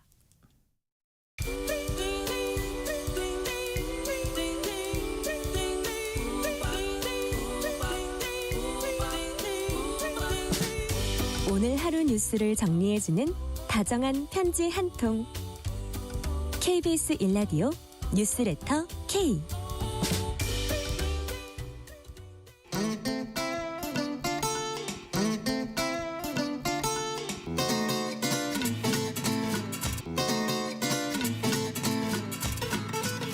매주 다양한 문학의 전문가와 흥미롭고 유익한 얘기 나눠보는 시간, 주말엔 문화 코너입니다. 새해를 여는 신문 지면을 장식하는 이름들이 있습니다. 수많은 예비 작가들이 한 해 동안의 결실을 맺는 무대, 바로 신춘문예입니다. 오늘은 올해 2개 신문사 신춘문예에서 나란히 이름을 올린 오경진 서울신문 기자 모셨습니다. 오 기자와 함께 신춘문예 둘러싼 얘기도 듣고, 또 한 편의 글이 세상에 나올 때까지 어떤 상고를 거치는지 이런 얘기도 생생히 들어보겠습니다. 오경진 기자님, 어서 오세요. 네, 안녕하세요. 네. 자, 2개의 신문사 신춘문예 동시 당선 축하드립니다. 아, 너무 감사합니다. 네. 간단히 자기소개 좀 해주세요. 아, 네. 저는 서울신문 편집국 문화체육부에서 문학 담당 기자로 일하고 있는 오경진이라고 합니다. 평소 문학에 좀 애착을 가지고 있었던지라 적지 않은 시간 또 등단을 준비했었는데요. 네. 올해 영광스럽게도 조선일보, 세계일보에서 공모한 신춘문예에 문학평론 부문에 당선되면서 문학평론가 이름을 얻게 됐습니다. 그래요. 네, 또 문학 기자로서는 평소에 특히 신간, 문학 관련 책을 읽고 기사로 소개하고 있고요. 기회가 닿는 대로 소설가, 시인들 만나서 인터뷰를 하기도 합니다. 그래요. 그 문학 담당 기자 한 지도 몇 년 됐어요? 한 2년 정도 됐습니다. 그래요. 지금 2년 됐고, 그리고 평론에 이렇게 등단을 했을 정도면 평론을 좀 하셨을 것 같은데. 그렇진 않아요? 한 2년 정도. 근데 그 문화부 기자 하면서 이제 평론가도 욕심을 좀 내기 시작해서요. 그것도 한 2년 정도 어쨌든 됐다고. 본격적으로 등단을 했기 때문에 지금부터 이제 평론가의 길이 시작됐다, 이렇게 보시는 건가요? 예, 그렇습니다. 그렇군요. 예. 그러니까 그 부분은 준비를 많이 하셨을 것 같고, 네네. 아주 오랜 기간 좀 소양을 쌓아 오셨을 텐데, 평론가로서 등단한 거는 이번에 2개 신문사 신춘문예 나란히 이름, 어디 신문사? 조선일보와 세계일보입니다. 조선일보, 세계일보. 이야, 조선은 우리나라고 세계는 글로벌 월드네요. 예, 그렇게 보면은 2개를 다. 이야, 그냥 다 하신 거네, 한마디로. 아이고, 영광입니다. 그래요. 자, 매년 1월 1일이면 신문지면에 신춘문예 당선작 실립니다. 당선 소식 전화 받은 시점 언제인지, 또 받았을 때 기분이 어땠어요? 네네. 일단은 12월 중순에 세계일보에서 연락이 먼저 왔는데요. 그리고 4일 정도 뒤에 조선일보에서 연락을 받았습니다. 일단 세계일보에서 연락이 왔을 때 기억이 조금 남다른데요. 전날 취재원들과 술자리가 늦게까지 좀 있었어서 숙취로 굉장히 고생하고 있었는데 모르는 번호로 전화가 오더라고요. 그래서 이제 힘없이 전화를 받았는데, 모르는 번호 요즘 잘 안 받기도 하는데. 근데 이제 기자는 또 받아야 되니까. 예. 그래서 세계일보 담당 기자께서 이렇게 전화하시더니 축하한다고 하시더라고요. 그래서 술이 확 깨는 기분이었습니다. 그래요. 예. 그 다음에 조선일보에서 연락이 왔는데 이제 2군데나 연락이 와서 좋기도 했지만 이제 갑자기 무서워지기 시작하더라고요. 그래요. 이제 내가 그만한 자격이 있나? 또 이후로는 이렇게 마냥 즐기지 못했습니다. 앞으로 어떤 글을 써야 할지 뭐 이런 책임감도 더 커지고. 예, 그렇죠. 예. 그래요. 야, 또 겸손하기까지 하시군요. 실력이 있으신데. 아닙니다. 이런 거 물어보면 안 되죠. 그 신춘문예 당선되면 얼마 받는지. 근데 그건 알려져 있기 때문에 말해도 괜찮은데요. 당선금은 이제 둘 다 똑같은, 조선일보, 세계일보가 똑같은데 300만 원씩이었습니다. 300만 원씩? 예. 오. 저 이제 부모님한테 좀 좋은 것 좀 사드려야겠네. 그렇죠? 예, 그래야죠. 그래요. 정말 다시 한번 축하드리고. 자, 보통 신춘문예 하면은 우리가 솔직히 시나 소설 이거부터 먼저 떠올리거든요. 네네. 자, 오경진 기자님은 평론하십니다. 평론에 평소에 관심 가지신 이유 뭡니까? 저는 사실 시를 굉장히 좀 오래 썼습니다. 그렇군요. 그런데 그러면서도 사실 평론에 관심은 있었는데요. 이게 아까 말씀드렸듯이 시집도 내고 그러셨군요. 그런 건 아닙니다. 그런 건 그냥 아니고. 개인적으로 습작을 한 건데요. 이제 평론을 본격적으로 쓰기 시작한 건 한 2년 전, 아까 말씀드린 문화부에 오고 나서 그리고 대학원에 다니기 시작을 했습니다. 제가 학부에서 동문학을 공부했는데 이제 문학 담당 기자를 하면서 조금 전문성을 쌓고 싶어가지고 이제 모교에 있는 비교문학 협동과정이라는 곳에 석사과정으로 입학을 했는데요. 그때 이제 지도 교수님을 만났습니다. 그분은 이제 동문학자이시기도 하면서 문학평론가이시기도 한데요. 그분께 좀 배우면서 평론이란 무엇이고 또 어떻게 해야 하는 것인지 또 어떤 의미를 갖는지 그런 방법들을 좀 터득할 수 있었던 것 같습니다. 그러니까 마음의 품은 굉장히 오래됐는데 이제 본격적으로 쓰기 시작한 거는 아마 그때부터라고 할 수 있을 것 같습니다. 그래요.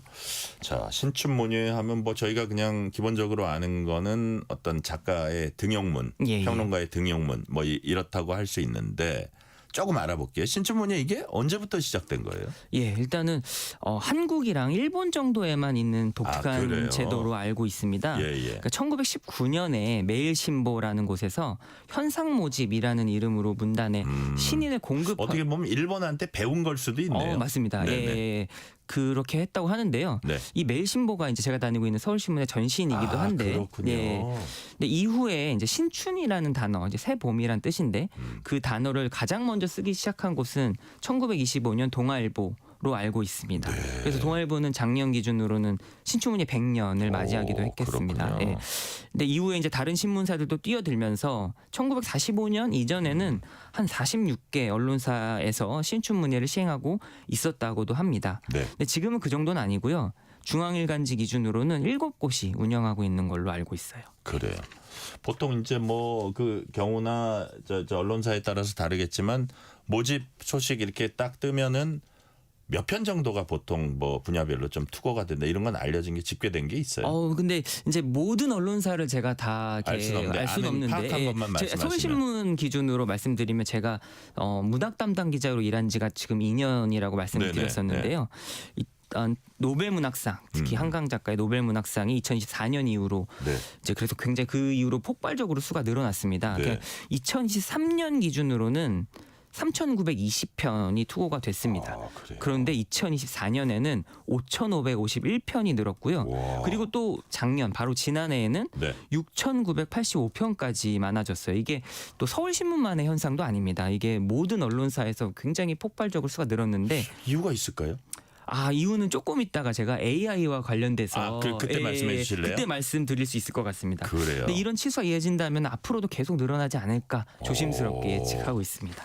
야, 우리 오경진 기자님 진짜 대단하신 게 제가 AI 관련 질문할 것도 어떻게 미리 예상을 하고 계신데 그건 조금 이따 제가 질문 드리고 자, 이번에 등단한 그 평론 등단한 분으로서 신춘문예가 갖는 의미 우리가 뭐 등용문이라는 건 알고 있지만 어떤 역할 이런 게 있을 것 같아요. 네네. 또 굉장히 좀 저는 중요하다고 생각을 합니다. 그러니까 소설가나 시인이 활동하면서 가장 중요한 거는 제가 많은 분들 만나봅니다만 호명이라고 말씀들 많이 하십니다. 이게 말 그대로 이름을 부르는 건데요.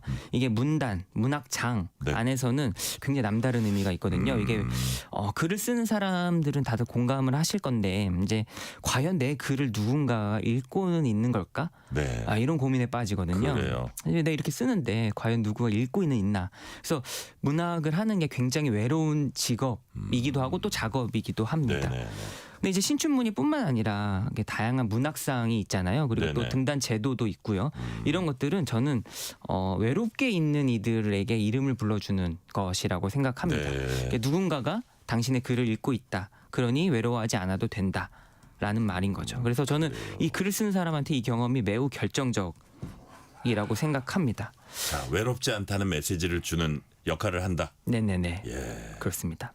그래요. 자, 그렇게 아주 알기 쉽게 이렇게 설명을 해주셨고, 자, 100년 동안 우리 문학도 신춘문예도 많은 변화 겪었을 텐데 지금 최근에는 이게 화두가 뭐냐하면 우리 문학의 글쓰기에 인공지능을 활용한다면 어디까지 활용해야 될지 이게 이제 논란거리입니다. 예, 맞습니다. 근데 자, 신춘문예만 놓고 보면 보통 인공지능 사용 금지한다 제가 이런 얘기를 들었는데 실제로 그건 맞습니까? 예, 맞습니다. 어떻게 어떤 식으로 걸러내요? 일단은 이게 사실 몇몇 언론사의 경우는 이제 신춘문예 공고를 낼 때 생성형 인공지능을 활용했다고 판단하면 당선을 취소한다 이렇게 명시를 해요. 아예 하고요. 사실은 인공지능을 활용해서 쓰는 게 사실 어떤 작가로서 도덕적으로 윤리적으로 조금 이렇게 온당치 않는 면도 있잖아요. 네네.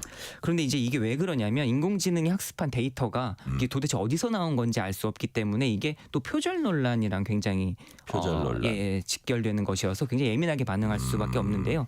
근데 이게 신춘문예는 종이로 프린트한 원고를 받기 때문에 네. 사실은 이거를 또 어디에 올려서 검증하거나 이런 시스템은 사실 뭐 저희뿐만 아니라 각 언론사에서 이거를 굉장히 엄밀하게 판단하는 어떤 프로세스는 아직 없는 것 쉽지 같긴 않군요. 합니다. 예. 그래요. 근데 이제 조금 제가 여기서 말씀드리고 싶은 거는 신문사는 심사 주체가 아니거든요. 네네. 그래서 각 분야의 전문성을 가진 이제 심사위원들을 저희가 개별적으로 위촉을 하는데요. 그분들이 심사하면서 이렇게 찾아내실 수 있다고 저는 믿고 있습니다. 이게 네네. 이번 신춘문예에서는 또 저희 신춘문예 서울신문 신춘문예의 경우에는 이제 한 심사위원이 이렇게 말씀하시더라고요. 이게 굉장히 복수의 작품에서 챗GPT로 돌린 것 같은 어색한 문장들이 여러 보여서 아쉬웠다라고 말을 하시는데 네. 이게 아까 조금 질문과도 연결되는데 이 신춘문예 투고가 늘어나는 게 네. 어쩌면 이 AI 활용이 조금 본격화되고 있어서 그런 것은 아닌가 하는 의심도 그래요. 사실상 하고 있습니다. 실제로 자기가 쓰지 않으면서 AI에 대폭 의존하면서 그러다 보니까 많이 늘어난다는 의심도 든다는 말씀이시고. 예, 맞습니다. 자, 예. 그렇다면 앞으로 문학에서 인공지능의 역할은 어떨 거라고 예상을 하시는지. 그래도 아까 외롭게 글을 쓰는 막 어떤 변화가 일어나도 꿋꿋하게 글을 쓰는 인공지능 시대의 글쓰기는 네네네네. 어떻게 해야 된다고 보십니까? 그 부분을 좀 말씀을 해주세요. 예. 일단은 저도 AI가 어디까지 발전할지는 잘 모르기 때문에 앞으로 어떻게 할지 솔직히 잘 모르겠습니다. 네네. 이게 뭐 누가 지금 이 시점에서 대답할 수 있는지 저도 잘 모르겠고요. 근데 저는 기회가 있을 때마다 이런 말을 많이 하는데요. 글은 나를 넘어서는 것이다. 글을 쓸 때면은 이런 걸 느낄 때가 있습니다. 내가 글을 쓰는 게 아니라 글이 나를 끌고 간다 이런 느낌이 들 때가 있거든요. 네. 근데 그때 완성된 글은 나보다 훨씬 훌륭한 어떤 것이죠. 저는 그 쾌감이 인간을 글쓰게 만든다고 생각을 하거든요. 뭐 저도 그렇고요. 근데 중요한 건 이 육체를 가진 나는 시간이 되면 늙고 병들고 결국 죽음을 맞이하잖아요. 근데 글은 그렇지 않습니다. 나보다 더 오래 살아남는 것이죠. 그러니까 AI가 앞으로 어떻게 발전할지는 전혀 모르겠습니다만 네. 인간이 무언가를 쓰고 있을 거라는 그 사실만큼은 저는 분명하다고 생각해서 그게 이제 문학이 계속될 수 있는 힘이라고 저는 생각을 합니다. 네, 시간 관계상 마지막 질문 드릴게요. 자, 마지막으로 청취자들에게 이번 주말에 하나 읽어볼 만한 2026년 신춘문예 당선작 하나 좀 추천을 해주세요. 예, 쑥스럽지만 제 당선작을 읽어봐 주시면 여한이 없을 것 같고요. 그래요? 그 다음에 이제 제 개인적인 취향으로는 서울신문 신춘문예 단편소설 당선작 언어의 고고학입니다. 이게 그래요? 한국인인 주인공이 독일에서 그리스어를 공부하는 내용인데요. 이게 네. 언어라는 소재로 낯섦이라는 감각을 굉장히 흥미롭게 밀어붙이고 있는 작품입니다. 꼭 읽어보시기 바랍니다. 네, 오늘 말씀은 여기까지 듣겠습니다. 지금까지 오경진 서울신문 기자였습니다. 오늘 말씀 감사합니다. 네, 감사합니다. 오늘 뉴스레터 K는 여기까지입니다. 커피 쿠폰 당첨자 명단은 뉴스레터 K 홈페이지 확인해 주시고요. 오늘은 스모키의 Living Next Door to Alice 끝곡으로 듣겠습니다. 오늘도 함께해 주신 청취자 여러분 진심으로 감사드립니다. 지금까지 뉴스레터 K 전종철입니다.